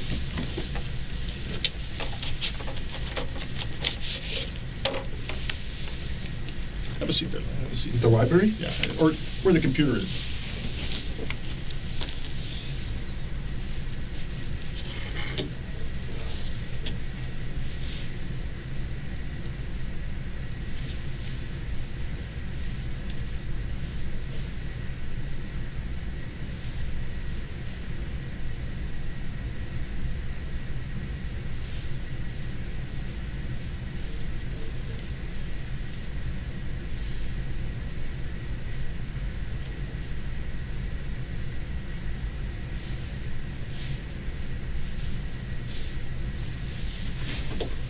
That's essentially the Getting the whole- the main layout. So I'm looking at this. That's north. The top of the page is north, east, west, and south. Yes. Okay. And where's the entrance? The northeast corner is the entrance. Yes. And this and is. then, and this is around the corner where I where I prefer to sit when using their computers. Okay. Put a circle or a square. How would you show me where the. I would put it here. It's not actually the very northeast corner because the actual northeast corner has a bunch of Macs. I'm using the most northeast Windows computer there. Okay. Just put computer beside that. Right there. Okay. Do me a favor. Just sign the bottom there so I know that's yours.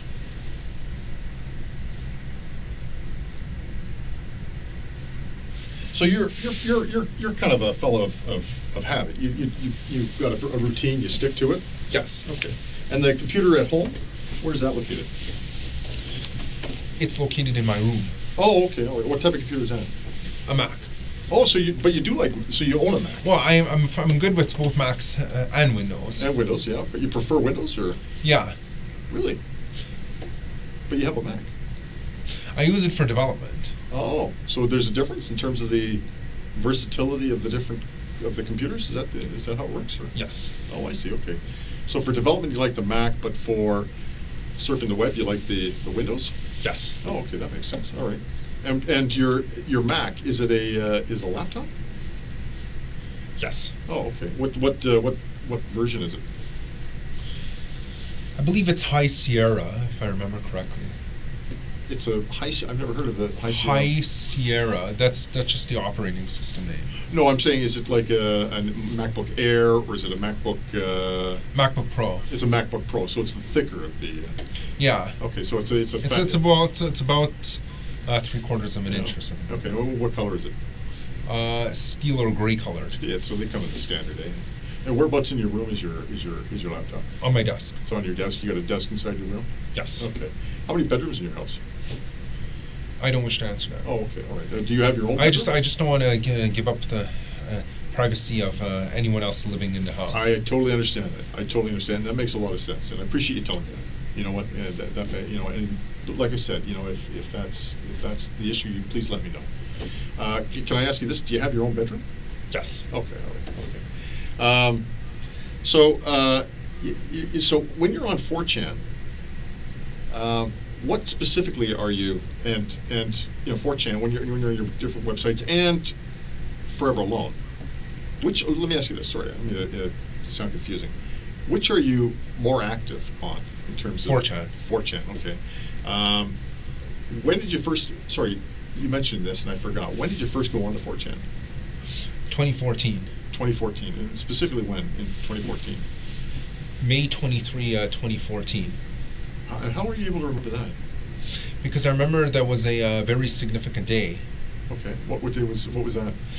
That was when Elliot Rodger decided to essentially commit an uprising, a beta uprising, if you will, right, against the Chads and the Stacys.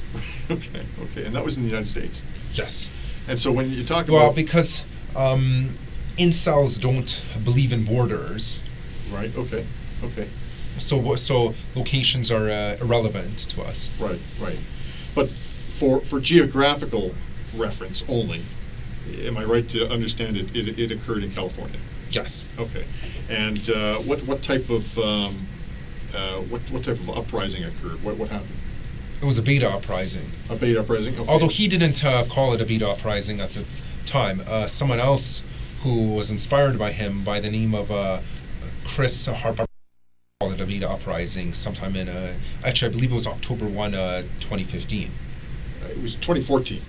No, someone else named Chris Harper Mercer in 2015 called it a beta uprising. I'm only retroactively assigning the label a beta uprising to the Elliot Rodgers moves. I thought Chris Harper Mercer committed a beta uprising in Oregon in 2014, which later fueled Elliot Rodger to do something similar in California in 2016. It was actually the other way around. Elliot Rodger in 2014, You're right. I'm sorry. Yes. His what I'm retroactively calling beta uprising inspired Chris Harper Mercer to do the same thing in 2015. You're absolutely right. You're absolutely right. That makes a lot of sense. So it was Elliot Rodger who was the father. Basically, the founding forefather of the entire movement. Right. So explain to me this movement. What's this movement about? It's basically a movement of angry incels, such as myself, who are unable to get laid. Therefore, we want to overthrow the Chads, which would force the Stacys to be forced to reproduce with the incels. Right. Okay. When you say incels, involuntary celibate. So that's just a short form for fellas who can't get laid. Can't have sex. Right. Okay. And what happened in the Elliot Rodgers uprising? What did he do? I know he used a gun as well as a vehicle to convert the life status of certain individuals to death status. Right. Only to carry the message that incels can't be oppressed. Right. So it was an act of rebellion. Yes. And it was out of frustration and anger. You could call it an incel rebellion. Incel rebellion, exactly. Right. Yeah. Okay.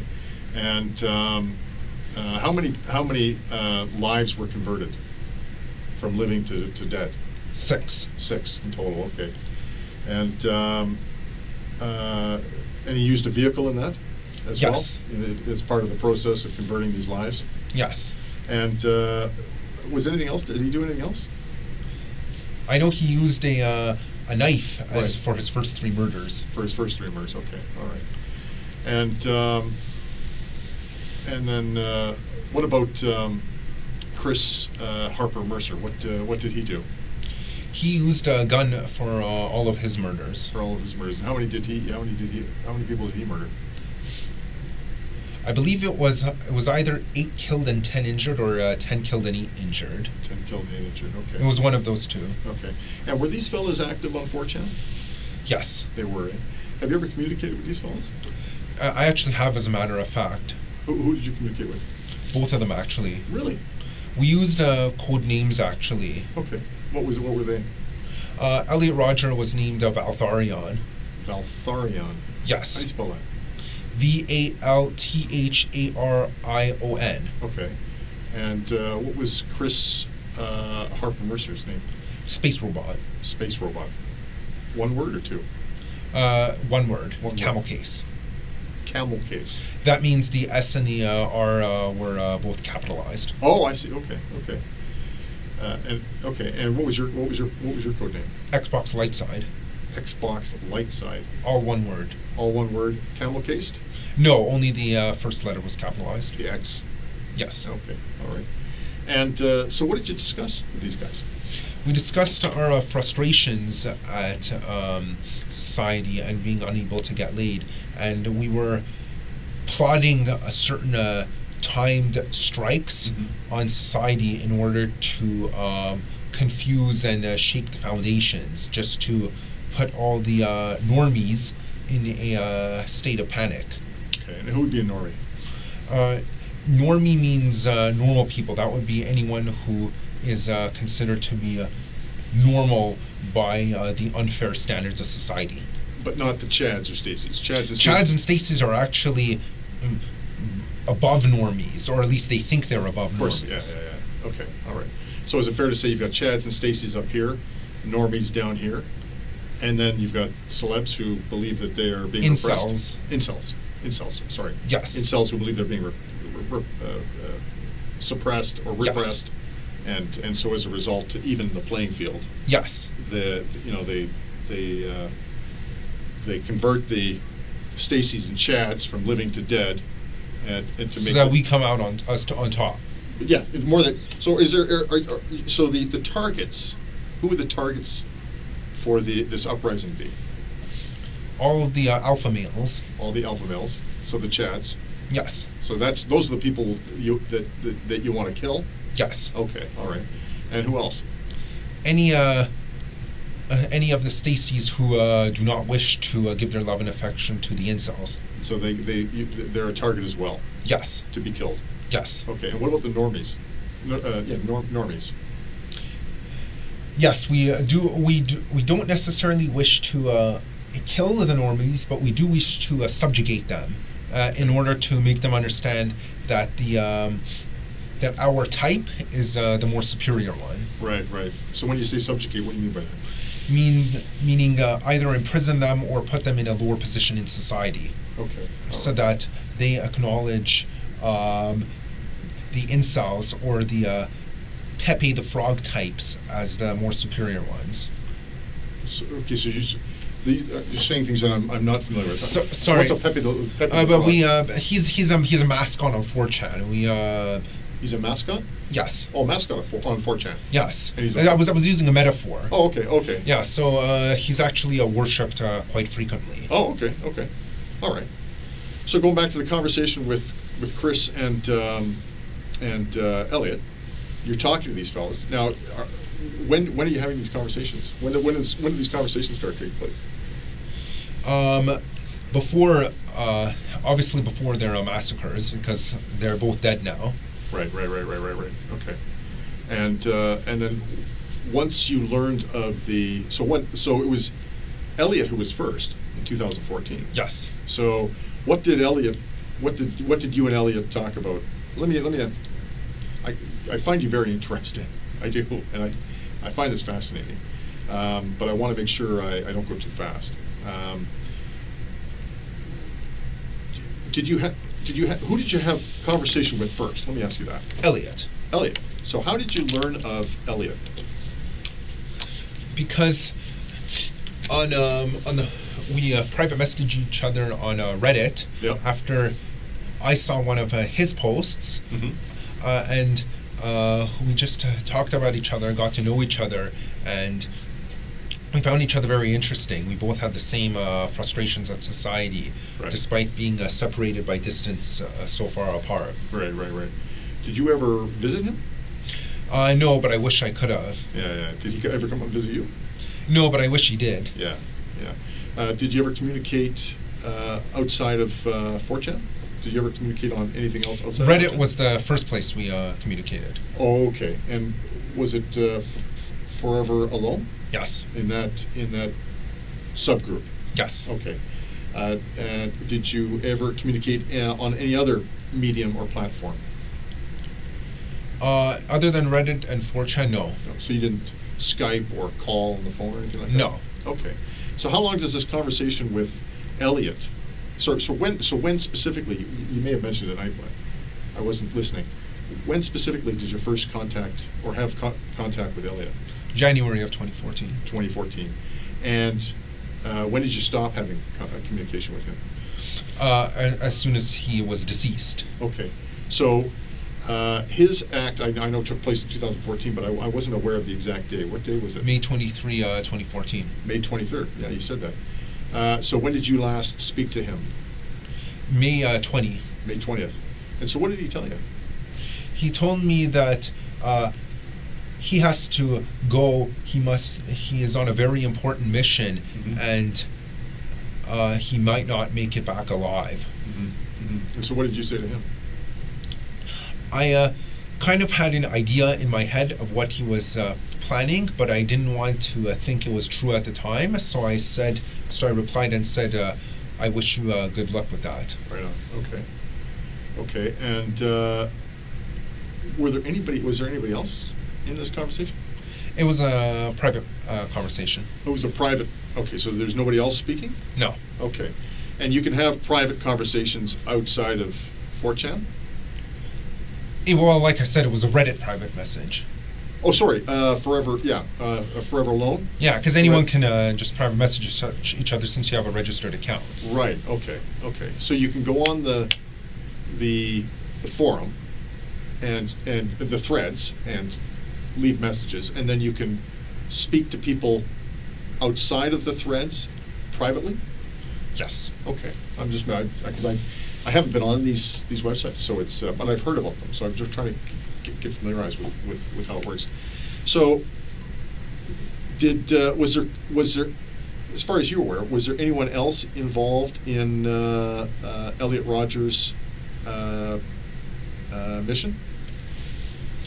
I believe that he told me that other members of 4chan were giving him encouraging support so that he would have the courage to start his rebellion. Right.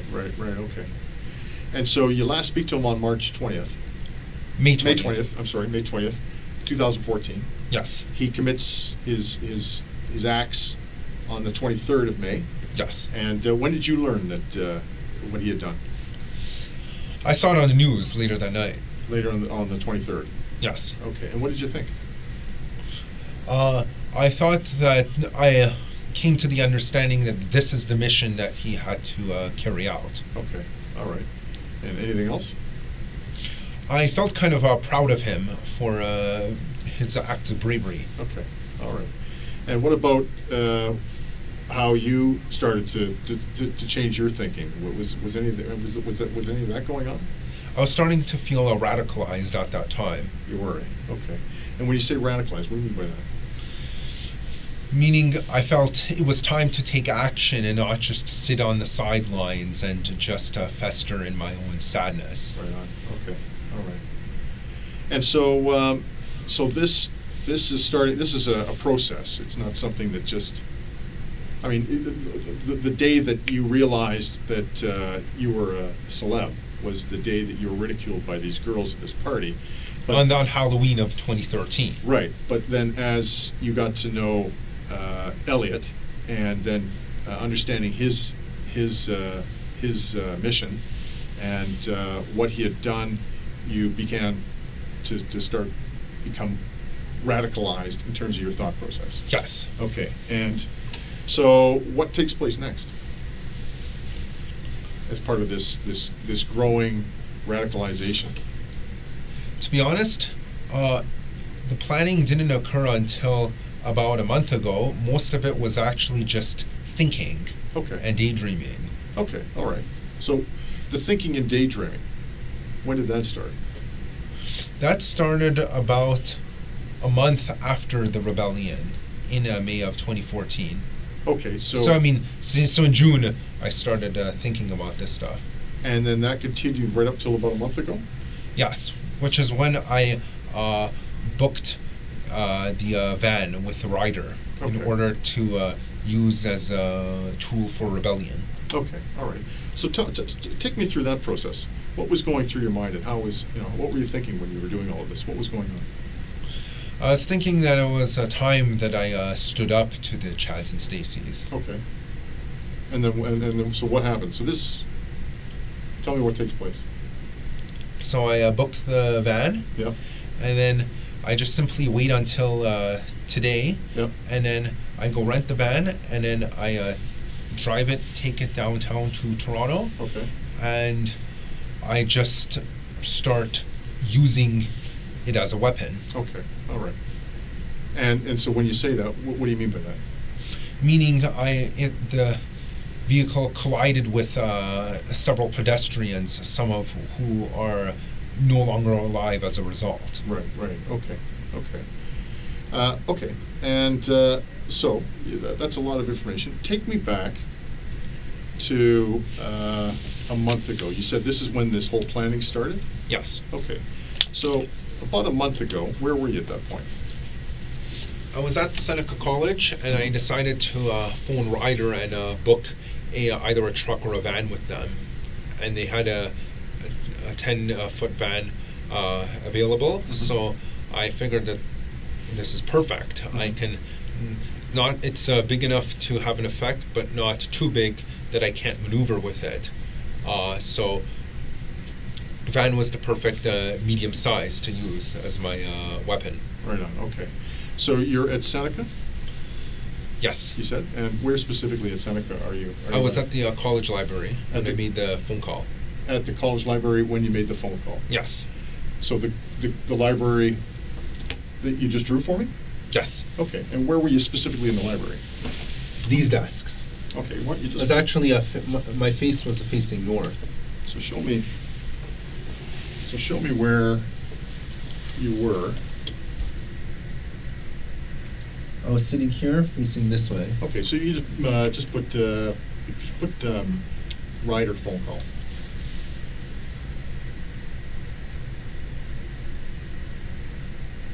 Okay.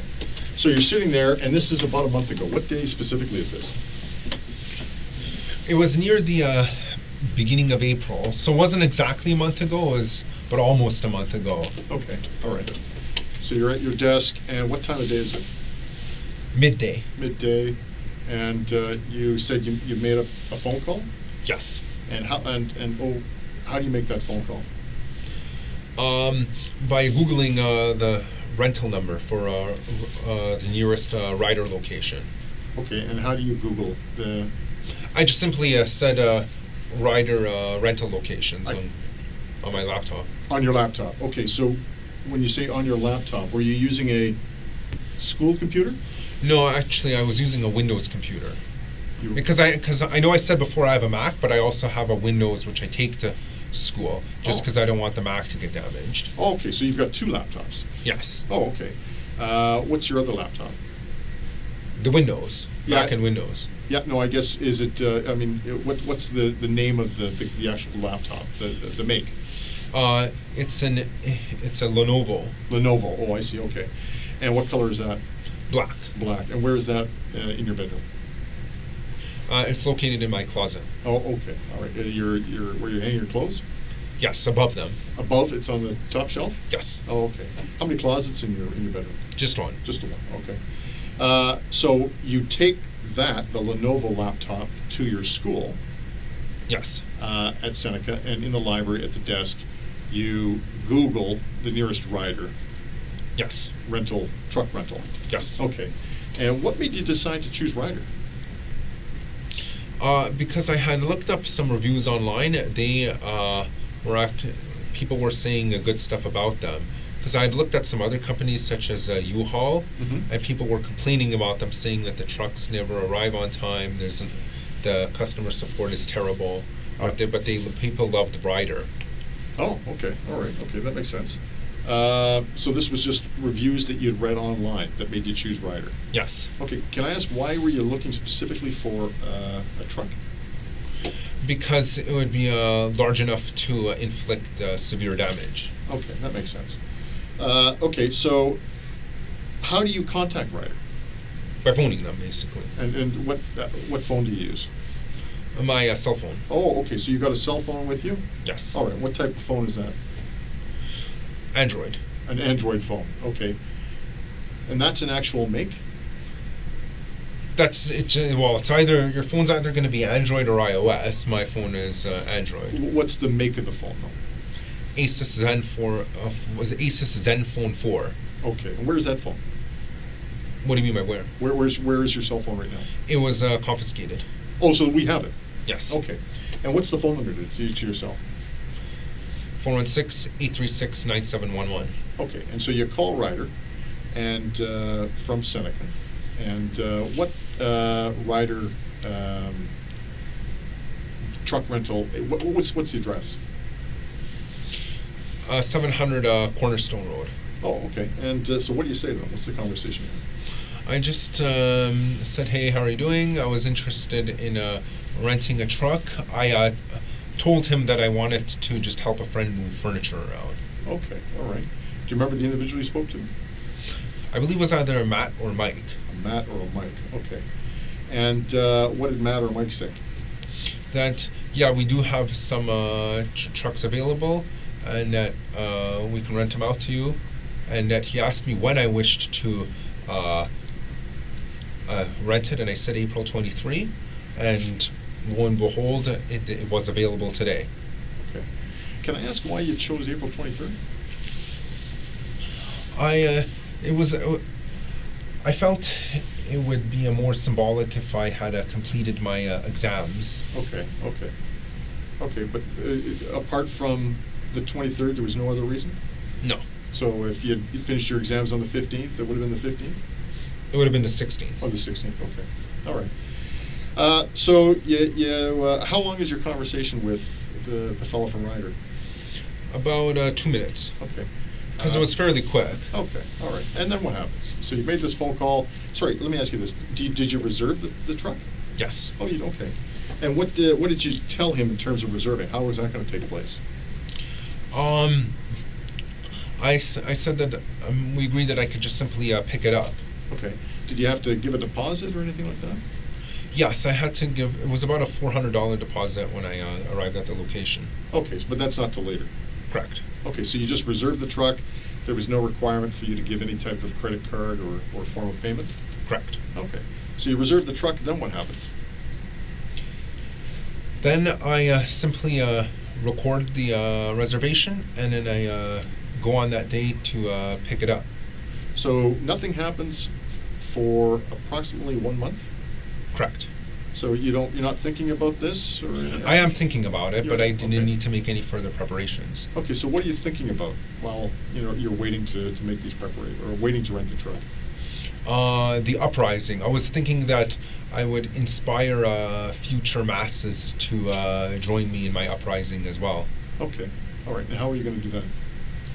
I was going to tell people on 4chan beforehand. Okay, all right. And did you do that? Yes, I did. I did a 1 day in advance. Oh, okay, all right. So, did you actually go onto 4chan? Yes. And post messages? Yes. Okay, and what name did you, or they're anonymous, you said that? Yeah, is that right? That's the default. If you don't specify a name, it's going to say anonymous. Okay, did you specify a name? No, it was anonymous. Okay, so it was anonymous. Okay. Yes. And what time did you go onto 4chan? Approximately at 3 p.m. yesterday. 3 p.m. yesterday, okay. And what specifically did you say?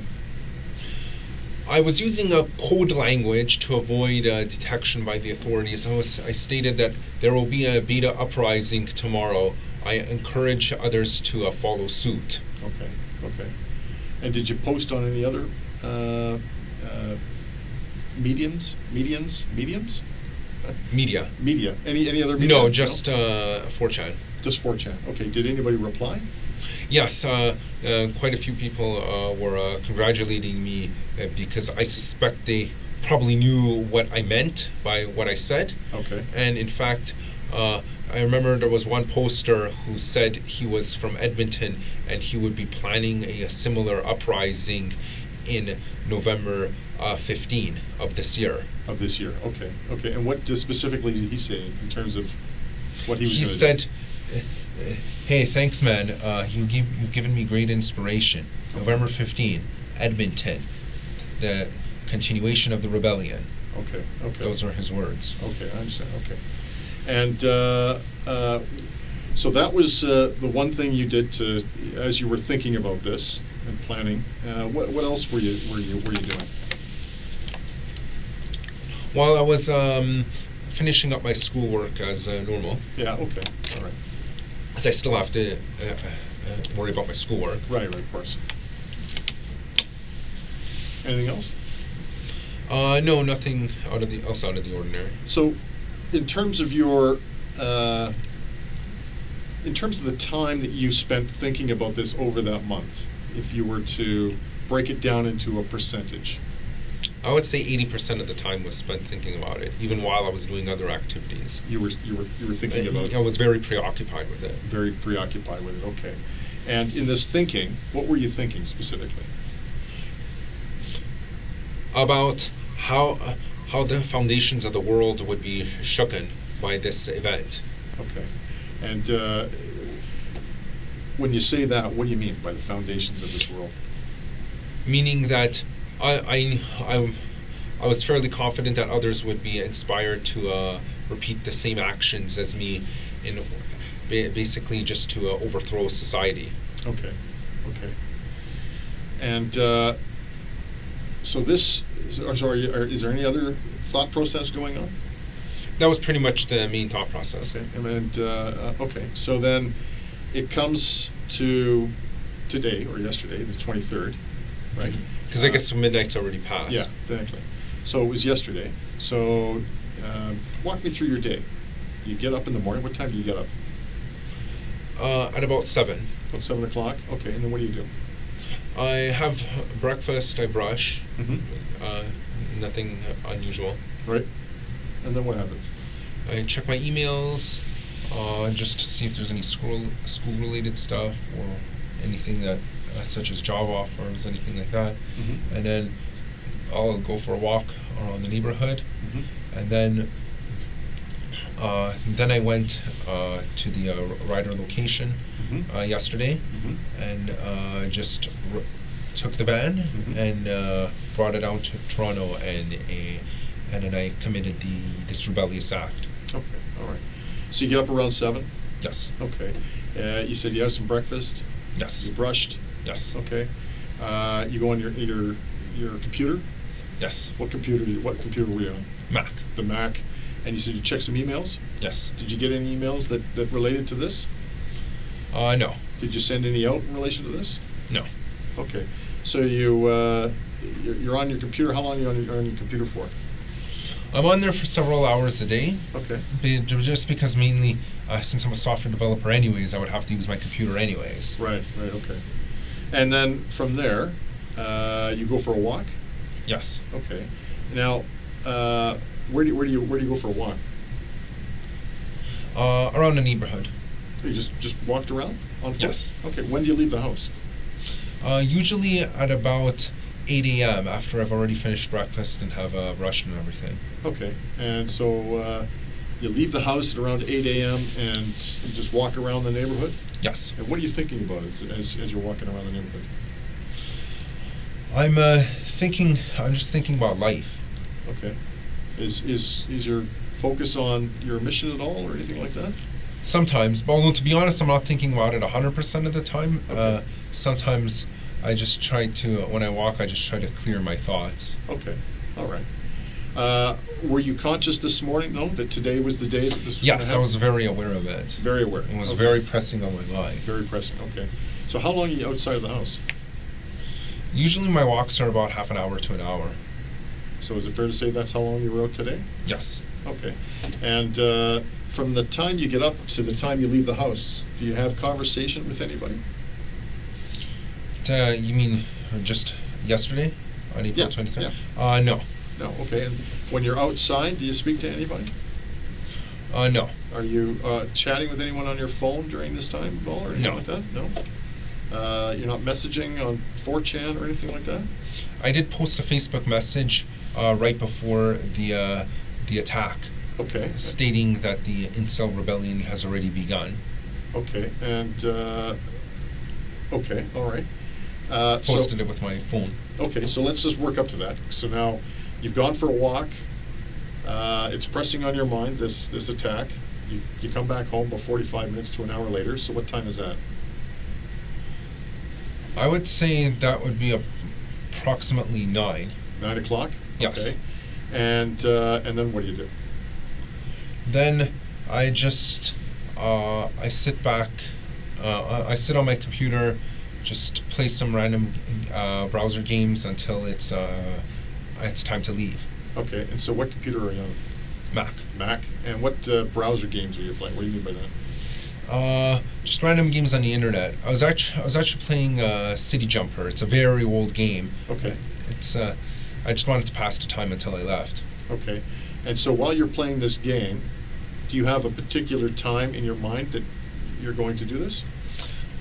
Well, the truck rental was or van rental was at 1 p.m. Okay. So, and I already had a Google Maps route planned. I left the house at 11:25. I took the bus to the rider location.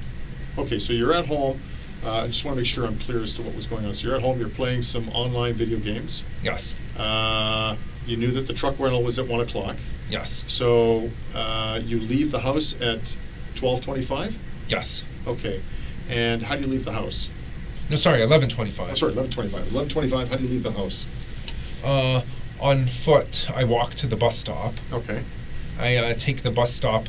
I take the bus very close to the rider location. Okay. And then I walk from where I got off the stop to that rental location, and then from there I picked up the van. Okay, so when what bus stop did you catch the bus at?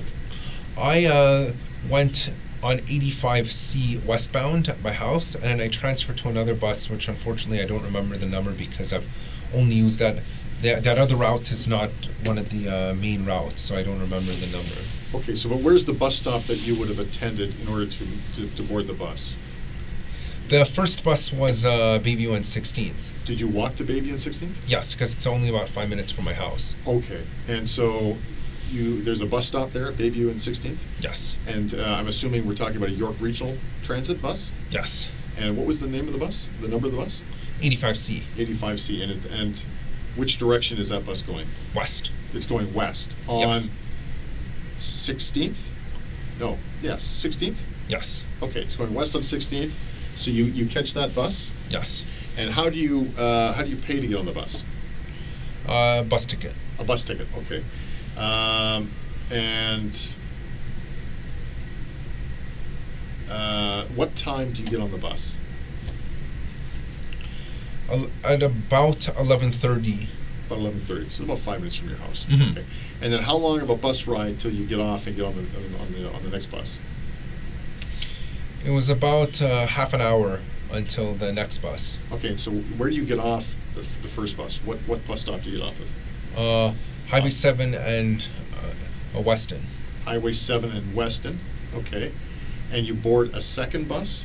Yes. And where did you board that second bus? At that same stop. Same stop. And you don't know the number of that bus? I don't remember, unfortunately. Okay, but it's a York Regional Transit bus? Yes. Okay. And so what direction do you head when you get on the second bus? It went north, and then it went east again, and then it dropped me off about a 5-minute walk from the truck rental location. Okay, so what street would that have been at? I don't remember, unfortunately, because it was one of those small neighborhood roads, but it was very close to Credit Stone Road. It was very close to Credit Stone Road. Yes. Credit Stone Road, what would be the major intersection? I believe the bordering street was Pennsylvania Avenue. It was actually a neighborhood road. It wasn't a major intersection. Okay, so Credit Stone in Pennsylvania? Yes. It was in or around that location? Yes. And from there you walk to the Ryder truck rental? Yes. Okay, and do you have your cell phone on you at this time? It was confiscated. Oh, at that time? Yeah. Yes. Okay, and the same cell phone that you just told me, the Acer cell phone? Asus Zenfone 4. Right, that phone. Yes. Okay. Do you receive or make any phone calls during that time? No. Okay. What about, okay, we'll ask you that later. So you walk to the rental store or the truck rental store. What time do you arrive at the truck rental store? At about 12:30. Okay, 12:30. All right. And so you walk in, and what do you do?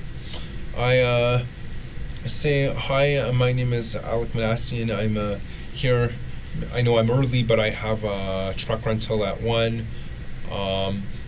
So then I end up filling out some forms, signing some stuff. I wait a bit, and then eventually I'm given the van. Okay. And the individual you speak to, what do they look like? He was wearing a bright vest. Bright vest? Okay. Well, what color of skin did he have? White. White skin. Did you catch a name? No. No? How old would he have been? He was probably in his 30s. Probably in his 30s. And what color was his hair? I think it was dark brown. Dark brown. How tall was he? He was about 5'9". Oh, 5'9". How much did he weigh? I would estimate to be about 152. 150? 152. 152. 152 pounds? Yes. Okay. I'm very precise like that. Okay, that's good. Okay, and so in terms of his build, how would you describe his build? It was kind of lean but slightly muscular at the same time. Oh, okay, all right. What about facial hair? He was clean shaven. Clean shaven. Okay. Any other distinguishing characteristics about him that would, center him out from anyone else? None in particular. Okay. So, sorry, what do you say? You're there early, but you want to know if this truck is available? Yes. Okay. And in terms of the trucks, did you have, were you given a choice of trucks? I was given a choice when I was making the phone call earlier this month. Right. So I chose the 10-foot one. Okay. And although it's actually a van, but it's sometimes being referred to as a truck during the rental. Right. I'm assuming there were various sizes of trucks, vans available? Yes. Okay. Was the van the largest? No, it was actually quite small compared to the actual trucks. Okay. So why did you choose the van? Because it was larger than a car, therefore large enough to be effective, but not so large that it made maneuverability hard. Oh, I see. Okay, that makes sense. And when did you come to that realization? I was thinking about it before before I made the phone call. I was thinking I need something powerful enough to be effective, but like I said before, and small enough that it's maneuverable. Okay, so you were thinking about that before. Was this, when specifically did this thought process come into your mind? About 2 days before I made the phone call. Okay. So is it fair to say you reserved a larger truck, but then when you went into Ryder, after thinking about the logistics of your mission, you changed? No, the van that I used was what I rented. Oh, okay, all right, okay. Okay, so you're at the counter, you rent the van. What does the individual, the salesperson say to you? Well, he just asks me if I have my driver's license. He asks me for a credit card. Right. I use it. The card gets approved, and then he says, "Okay, wait here. I'm gonna get the van for you." And then about 10 minutes later, he has it for me. Okay, so you produced your Ontario driver's license? Yes. Okay, and what type of credit card do you produce? Visa. And what banking institution does it? TD. So it's a TD Visa. Is it a particular brand of TD Visa? Does it have a particular? No, it's just simply a TD Visa. Just a simple TD Visa. Okay, and I'm going to ask, do you know the number of your Visa card? I don't remember it. You don't remember, okay. But it's in your name? Yes. Okay, so the fellow behind the counter takes your identification and the Visa card. Presumably he charges you for the rental? Yes. Okay, and how much was the rental? I don't remember, to be honest. I remember I had to pay a $400 deposit. Okay. To be honest, I wasn't really paying attention to the cost because I knew I would be able to cover it anyways. Okay, all right. Did you sign any documents? I signed on a tablet. Okay, all right. Were you given any type of receipt? Yes, in fact, I put it inside a folder, Mhm. which was in the van, which I'm assuming has probably been confiscated, as the van was probably searched. Right. And so where was the receipt in the van? Inside some folder. Oh, I'm sorry. Okay, where It was next to the steering wheel near the coffee cup holders. Okay, all right. Same place where my phone and wallet were. Okay, all right. So you've now paid for the van. You've signed for it. You've been given a paper receipt. And then what happens? Then as I said before, he tells me to wait Okay. as he's getting the van, and so I wait about 10 minutes. Okay. And then he brings the van, and then I go into it, and then I take it downtown to Toronto, and I start using it.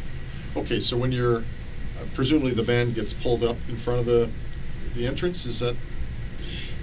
Yeah, he pulled it up next to the building, and Okay.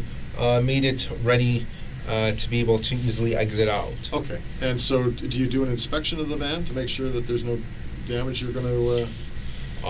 No, I didn't bother because the van didn't appear to be damaged or anything like that. Okay. So he gives you the keys? Yes. Okay. And what do you do at that point? I drive off. Okay. And what route do you take? I drove down Cornerstone, Mm-hmm. sorry, Credit Stone, until I reached, I believe, Highway 7. Okay. Then I went east on Highway 7, and then I took the ramp to Yonge, and then I went south on Yonge until I reached the attack location near Finch. Okay. So what direction are you traveling on Credit Stone? South. South, and then you go west on... No, east. Sorry, east on Highway 7. On Highway 7? And then I take that ramp to Yonge. Okay. And then on Yonge I continue south. Okay. So when do you leave Ryder? I wasn't looking at the time when I left, but I know I received the van before 1 p.m., although the booking was actually scheduled for 1. Okay. All right. And how long does it take you to get from Ryder to Yonge Street? I went to Yonge? To the beginning of Yonge? To the beginning of the attack. Oh, to the near Yonge and Finch. Yeah. I would estimate about 20 to 30 minutes. 20 to 30 minutes. Now, what are you thinking while you're in the van? I'm thinking that this is it. This is the day of retribution. Okay. And anything else in your mind? Just that. That's Okay. that's the only thing that's in my mind. It's just burning in my mind. Burning in your mind. Yeah. Okay. And so let me ask you this, because this is really interesting. Why do you choose Yonge and Finch? I didn't choose Yonge and Finch in particular. I was driving down Yonge because I knew it would be a busy area, Mm-hmm. and then as soon as I saw there were pedestrians, Mhm. I just decided to go for it. Okay. And so, where specifically were you, in terms of your specific location? Where were you when you just decided to go for it? I was at some traffic lights. Okay, where? Well, actually, I don't remember. The only reason, in fact, if I hadn't, I remember some other. I had heard some other officer mention Yonge and Finch before. That's the only reason I really remember it. Okay. But otherwise, I actually wouldn't have remembered You would that never it's remember, yeah okay. Yonge and Finch. I just knew that I started seeing a lot of people walking. Okay. Am I correct when I say that you knew at least you were on Yonge Street? Yes. And you knew that you were... Because I specifically chose it beforehand, because that's why, because I even looked for that ramp from Highway 7 to Yonge. Right, okay. So, nevertheless, you're at a stoplight, you said? Yes. And now, are you faced with a red light? You're stopped? Yes, but as soon as it turned green, I started going. Okay, and just walk me through this, okay, step by step. So it turns green, and what are you thinking? I'm thinking that this is it. I see all these people. It's time to go for it. Time to go for it. And what do? I floor the pedal. Yeah. I speed the van towards them, and I allow the van to collide with them. Okay. And then what happens? Some people get knocked out of the way. Some people roll over the top of the van. Okay. And then what happens? I continue doing that until, in fact, actually, to be honest, the only reason I stopped my attack was because someone's drink got splashed on my windshield, and I was worried that I would crash the van anyway, so I decided, okay, now I wanted to do more, but I've kind of been foiled by a lack of visibility. So then that's when I turned right, and I saw the cops approaching, so I decided to pull over and get out of my van. Okay. How long do you travel from the moment that you decide this is it, the light turns green, and you mount the sidewalk, is that right? Yes. To the time that you stop? How long in terms of a distance would that have been? About two or three traffic lights. 2 or 3 traffic lights. Okay. So you turn right at what street? I don't remember which street. I wasn't paying attention. Why do you turn right? Because there wasn't any convenient place to stop at Yonge, and like I said, that there was a lack of visibility on my windshield. I could hear the cops coming anyway, so when I turned right, there was a convenient place to pull over on the sidewalk. Okay. Okay, and so you're now, you physically stop your vehicle. Yes. You physically stop. So you end the assault. Yes. Okay. And you end it because you can't see. Yes. And you knew the cops were coming. Yes. Okay. And so then what happens at that point? I see a patrol car pull over, and I hear the cops screaming at me to get out. So I get out, and I point my wallet at the cop with the intent for it to be confused with a gun, so that I could be fatally shot. Okay. And was that something you were thinking about?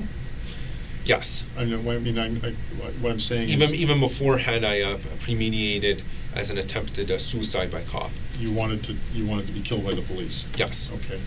Can I ask why you decided to equip yourself with a wallet and not something else? I was worried. I was thinking about purchasing a toy gun, right. But I was kind of paranoid that for whatever reason, the rental company would ask to see my pockets or any bag if I chose to bring that. So I decided to go as stealthy as possible so no one suspects anything. Okay, all right. Nevertheless, you get out of the van. The officer correct me if I'm wrong, because I want to make sure I get this right. You get out of the van because the officer orders you out? Yes. Okay. And you want to die by suicide by police. So you point your wallet at him? Yes. Okay. And do you say anything to the officer? I actually told him that I had a gun in my pocket, which was untrue. Right. Then twice I stuck my left hand in my pocket and attempted to do this just to provoke a reaction. Okay. Unfortunately he didn't react. Right. So then I ended up being ordered to the ground. So I knew at that point he's not going to shoot me. So I've lost. So I had no choice but to just get on the ground. Okay, so just walk me through this step by step, because I'm a little confused. So you get out of the van, you turn right, you can't see, you hear the police, you know they're coming, you see the police officer approach, you stop your vehicle, you realize this is the end. He orders you out, you get out of the van. Yes. Now, your plan was to die by suicide by cop. So, you said you reached into your pocket twice. Well, actually, originally I the entire time I was holding my wallet with my right hand, but then when I saw that wasn't working, I reached into my pocket with my left hand and quickly pulled it out and formed my hand into the shape of a gun like this. Okay. With the hope that he would panic and shoot me. That, of course, didn't happen. Okay. And how many times did you do that? Twice. With your left hand? And all the while you had your Wallet with the other my hand? right hand. Okay. And so, realizing that the officer wasn't going to shoot you, what did you do at that point? I realized I had no choice but to get on the ground because I was probably going to be tackled anyways or tased, and if I'm going to live, I'd rather not encounter a physically painful experience, so I decided I have no choice but to admit defeat at that point. Right, okay. And so when you say admit defeat, what did you do? I got on the ground. Okay. And in terms of how did you get on the ground? Well, I turned around, I got on my knees, and then I got on flat on the ground. Face down? Yes. Okay. And then what happened? Then he put his knee in me, on my back, okay. and then he handcuffed me. Okay. And another officers arrived and pinned me down as well. Okay. All right. And then from there, you were placed in the car, and we already talked about that. Yes. Okay. That's quite an experience. That is quite a... Not the usual everyday experience. No, it's not. No, it's not. Did I miss anything? I believe that's everything. Alek, I thank you for talking to me. I really do. I really appreciate that. You've given me some insight. And I appreciate it too. How you feeling right now? I'm feeling good. Okay. We've been here a while. Do you need to borrow the washroom? Well, yes, but if there's anything urgent, I'm able to wait. Okay. Can I ask you to sit tight for 2 seconds? Okay. I want to get another bottle of water for me because I'm really thirsty. What I'll do is I'm going to step out, and then I'll come back. And if there's any other questions I have, I will speak to you about that. Okay. Okay. I'm just going to sign this here with my name.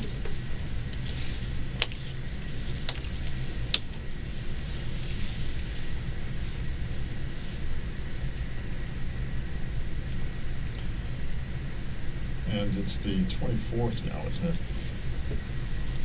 Okay.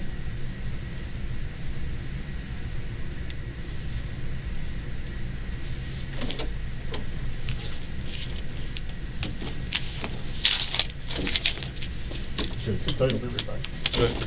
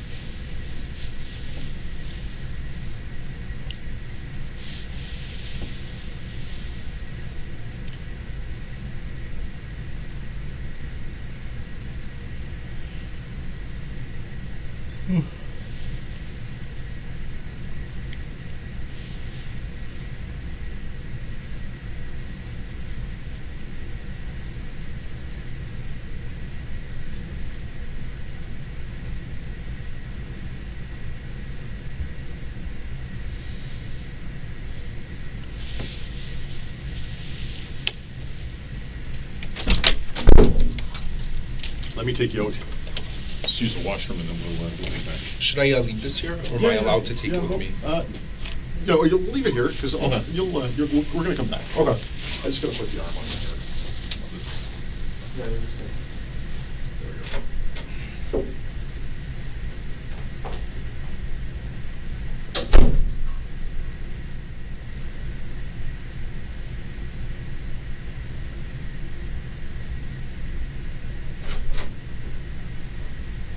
Okay, just give me a couple of seconds and then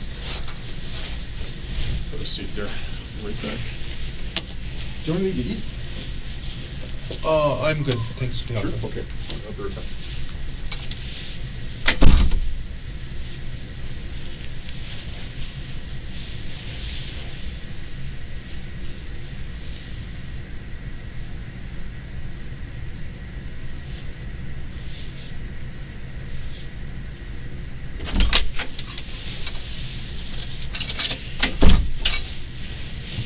Okay, tell me what happened from the time we left to the time we came back.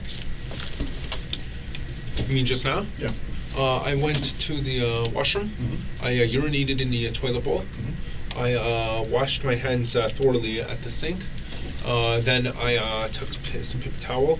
I used that to close the tap. Mhm. Threw that paper towel in the garbage, and I took two more pieces of paper towel and used that to open a knob. While holding the door with my foot, I put the paper towel in the garbage. And then we walked back. Yes. Did I we wanted have- to ensure that there would be no germs on my head. Perfect. Did we have any conversation while we were outside? No. No. I think I pointed out where the bathroom was. I said Yes. it's here on the right. And then you went in and did you speak to anybody else? No. Anybody speak to you? No. Okay. I was thinking, you mentioned you went to Quebec. Yes. Why did you go to Quebec? I went to Montreal. Oh, the mountain. No. Okay. Yeah, for summer hiking. Oh, okay. All right. When did you go specific? I've gone a few times in the past. Okay. And why Mount Tremblant? Because I'd heard it's a good place for hiking in the summer. Is that something you like to do as a hobby? Yes. Do you like to hike? Yeah. Okay. Who did you go with? I don't wish to specify. Okay. How long were you there? Just for a weekend. Okay. All right.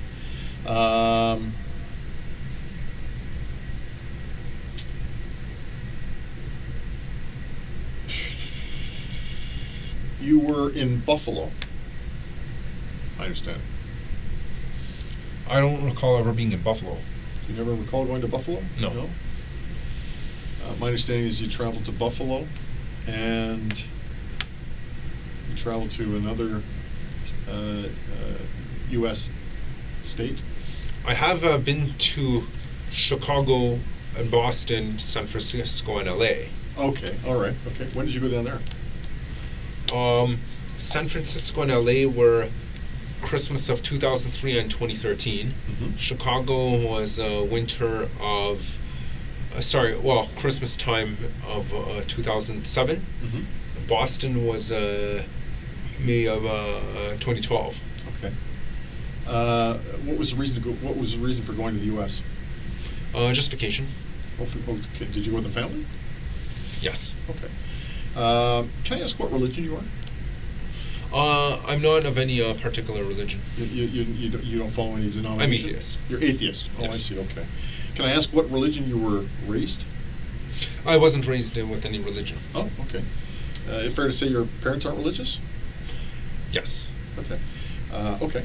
So you don't have any religious ideology or, No. particular religious faith or following of any kind? Correct. Okay. Did you go to your prom? No, I didn't. You didn't go to your high school prom? No. Okay. Have you ever had a girlfriend? No. Okay. Can I ask you something? This is it's personal, but I understand. given what you've told me, I believe it's relevant. Have you ever had an intimate relationship with a woman? Unfortunately, I haven't. Okay. Is that something you would want to do? Yes. Okay. All right. Can you tell me why it is that you haven't had an intimate relationship with a woman? I feel it's because I'm too nice. Mm-hmm. Okay. All right.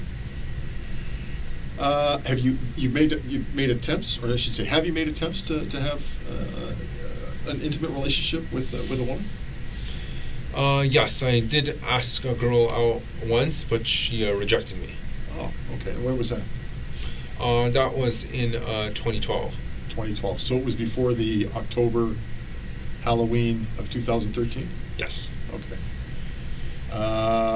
And did that leave you with, I mean, how did that leave you?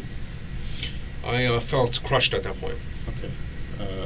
I'm talking about the 2012 incident with the girl. Yes. Oh, okay. All right. Alek, remember when we talked about telling the truth? And, Yes. And I asked you that, if you were going to tell me your side of the story, which you did, and I appreciate that. Has everything you told me been the truth? Yes. Okay, because I'm going to be honest with you. There's one aspect of your story that doesn't corroborate with the information we have. Okay, there's one piece to your story that is inconsistent with what we know. Would you care to guess what piece that is? I can't think of the inconsistency. How you specifically got to the Ryder truck rental. If I was to suggest to you that we received information that somebody dropped you off there, would I be right? I don't wish to answer that. Okay. The reason why I say that is because it's, what you've told me, I believe you. Okay? But, I asked you to tell me I asked you at the beginning to tell me the truth. That if you were going to talk to me, all I wanted was to be from the heart, which it was, and to be the truth. Which I believe the majority of okay? So what I'd like to do is at this particular juncture, if there's a portion, I'm not asking you to reveal anybody or names, okay? But if there's a portion of your statement that is not true, okay, I'd like to know. Because it's important. It's about the truth. You're very forthright and upfront about what's happened. But it's important that we get the truth. Okay? I'm not asking for names, all right? But in terms of how you got to the Ryder dealership, were you telling me the truth or not? Yes, I was telling the truth. You were telling me the truth as to how you got there. Yes. You're not lying. No. So in other words, the truth is you caught the bus. Yes. The truth is that you did not get dropped off by somebody? Correct. Why is it that we would receive information? Sorry? I can't think of a reason why. I'm going to be straight up with you. Your dad has told us that he dropped you off at a Starbucks coffee shop earlier today, or earlier yesterday. Yes, that is what happened. Okay. So why wouldn't you tell me that? Because I was worried that you would think he was an accomplice. Okay. But he was not aware of this. Okay. And I believe you. I believe you when you say that. Okay. I want you to know your dad's not in trouble. Okay. And we're not looking at your dad as being an accomplice. Okay. You have my word on that. Okay. But what's important, Alex, is that I get the truth. Okay. We don't believe that your dad is an accomplice. Okay. I'm not going to lie to you. Okay. You're not, your family is not in any kind of trouble. Okay. But I need the truth. Okay. So let's go back. You said you got up in the morning. Yes. Okay. What time did you get up in the morning? I believe it was at about 7. Okay. Now, you told me what happened. Yes. Was all of that the truth in terms of getting up, having breakfast, brushing, Yes. and then leaving the house around 8 to go for a walk? Yes. And you were out for about an hour to 45 minutes to an hour? Yes. Is that the truth? Yes. Okay. And then you come back, Yes. and then you were playing on video games? Is that the truth? Yes. All right. So from that point, what happens? I'm given a ride to the Starbucks location near Highway 7 and Weston, Okay. and then from that point I walk to the Ryder rental location, and from there I pick up my van. Okay, so we're not, if we go back to the York Regional Transit System, we're not going to see you boarding the bus. Correct. Okay, so that was a lie. Correct. Okay, so what did you tell your dad? What did you tell your dad? I told him I was meeting up with a friend, And what's your friend's name? Brandon Levine. Okay. And what was the purpose for this meeting? What did you tell your dad the purpose of this meeting to be? Just to be able to catch up on old times, talk with each other, and chat. Okay, that's what we know. That's what we know. All right. Well, thank you for telling me that. I want to ask you this. Okay, we're not looking at anybody else as being involved in this. Okay. So in light of all of that, is there anything else that you've told me that isn't true? No. Everything else is the truth? Yes. You're being upfront and honest with me. Yes. Okay. While you were planning the attack, starting approximately a month ago, when you were in the planning and deliberation stage, right through to getting arrested, who did you talk to about this attack? 4chan. 4chan, okay. So what do you mean by that? Meaning, I posted 2 days before the attack that I hinted that there would be another beta uprising, and then when there were replies, some of the people, based on the replies, I could tell that they kind of knew what was going to happen. Okay. Did you have any conversation with anybody else? Not in real life. What does that mean? I mean, not in person. Okay. How did you, over what medium did you communicate? Just 4chan. So what do you mean by not in real life or not in person? Who were you speaking Well, real life means you're not using the computer. to? Right. So I did not inform anyone in person of these plans. Okay. Outside of 4chan and leaving threads or messages on threads, who else did you talk to? Using social media or I'm speaking specifically to individuals. Who specifically did you tell? No one. No one. You mentioned you were playing City Jumper. no, City Jump, but before that you were playing Call of Duty, and you've played Halo, and you've played GTA. Yeah, Grand Theft Auto. How did you play these games? I mean, I know you played them With an Xbox 360. With an Xbox 360. And where's that Xbox 360?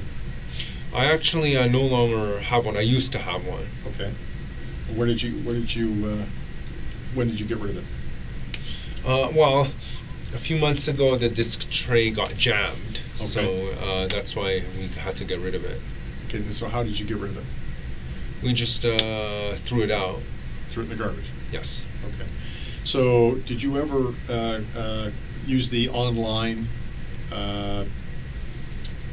Xbox Live. Xbox Live? Yes. Okay. And what was your username on Xbox? My gamer tag was Xbox Light Side. Xbox Light Side? Yes. All one word? Yes. Any capitals? The first letter. First letter. And in your conversations with other people online while playing Xbox, or while using Xbox, who did you discuss or talk to about conducting this mission? I didn't discuss it with anyone over Xbox Live. Okay. Who did you discuss specifically with about this mission, using any other type of communication? Other than 4chan? Yeah. No one. No one. So it's fair to say no one knew that you were planning to do this attack? Correct. Okay. I want to talk to you, and this is very important, I want to talk to you about this Edmonton attack that's going to take place later this year. You said it was in what month? November 15, November 2018. 2018. What more information can you tell me about this impending attack? The only information I have is that someone hinted in the as a reply. He simply said that this has. Yeah, I think I know what you mean, bro. This has kind of inspired me. I am planning something similar, November 15 this year. Okay. How do you know it was going to be? A reply. It was a public post. It was a public post. How do you know it was going to take place in Edmonton? Because he said Edmonton Because he said Edmonton. in the post. So if I was to go on to 4chan, would I be able to see this post? Due to the high volume, the high frequency of posts on 4chan, all the threads get pushed out very quickly. However, it is possible that they get archived on some other website. Okay, and what thread was this under? It doesn't have a name because I left that field blank. Okay, so but what subfolder is it in? Is it There's no subfolders on 4chan. So, I thought you said that there was right, radical, or Oh, it fell under the category of alt-right. alt-right. Oh, it's in the alt-right category. Yes. Okay, so that's where, if it was to be found, that's where it would be. Yes. Okay. What other impending attacks do you know of? That's the only one I know of. That's the only one? Yes. Okay. Have you had any other discussion with this fellow who's planning this attack in Edmonton? No. No? Who is he? I don't know. It said anonymous. That's the whole point of 4chan. Right, okay. All right. Is there anything else that you can tell me that might help me better understand what's happened here today? There isn't anything else I can offer, to be honest. Okay. Can I ask you to sit tight for a couple seconds? Sure. Thanks, mate.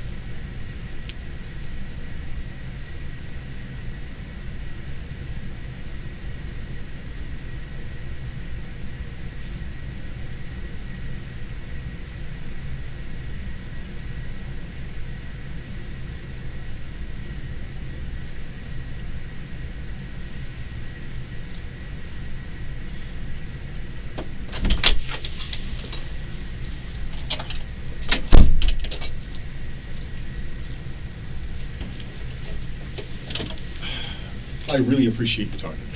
I'm going to be straight up with you. I find you fascinating. I really do. I've never met somebody like you before. And this has been quite an experience for me, as much as I think it has been for you. Can I ask you something? how were you treated here today? Very well, actually. Very well, okay. And I'm talking about overall, with, from the moment you were arrested right up to now. Yeah, I was treated well. Treated well, okay. In terms of the way I treated you here today. I feel you treated me well as well. Well as well, okay.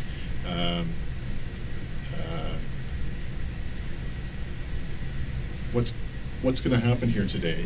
I don't know if you're familiar with the process. So we're unfortunately we're going to have to hold you, okay? Because we can't release people for certain charges, and the ones that you're facing, we can't release you. Which means that you're going to go to court tomorrow or today. You'll be in front of the judge, okay? There will be a lawyer there who will advocate or will defend you on your behalf. There will be a Crown attorney who will, who's the prosecutor, who will advocate for the Crown or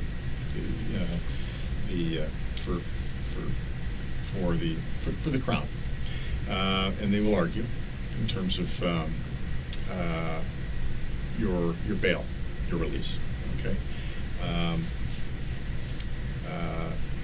Following that, court dates will be set in the future. You will eventually get a lawyer, make application to apply for a lawyer. They will receive, your lawyer will receive disclosure from us. They'll get a copy of this video. And then with meetings with the lawyer, you can discuss what it is you want to do, okay? I'm going to ask you this, because it's important. 10 people died here today. 15 people were seriously injured. I think it's important to ask how you feel about that. I feel like I accomplished my mission. You feel like you accomplished your mission? Yes. Okay. If the families of those people who were murdered and who were injured were in this room right now, what would you say to them? I honestly don't know what I would say.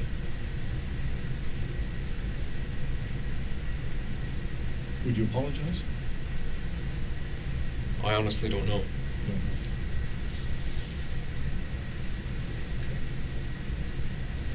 Can we shake your hand? Sure. Thank you very much. I appreciate that. Is there any questions you have of me? I don't have any questions. Okay. If I need to speak to you again, would you be up to that? Yes. Okay. I got to just make sure there's a room available. What I'm going to do is, if you don't mind, can I get you a hangout here? Sure. And I'm going to get an officer to come in here, and he's going to take you back downstairs. Uh-huh. You'll be alone in the room. If you need something to eat, you just let him know. He'll get you something to eat. Use the washroom. If you need to lie down, have a sleep, do whatever you want. Uh-huh. You can do that, all right? Uh-huh. Okay, so hang tight. I'll make sure an officer comes in. Uh-huh.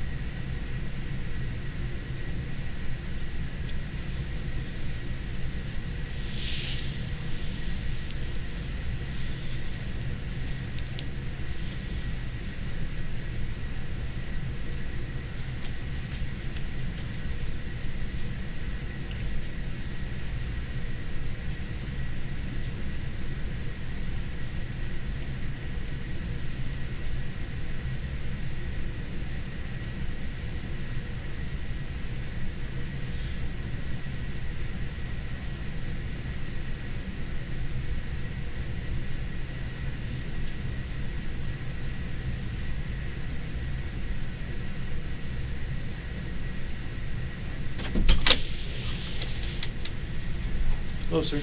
Hello. I'm going to take you back downstairs, okay? Uh-huh. So just like we did before, I got to hold on to your arm, okay, while we walk? Uh-huh. Turn it left.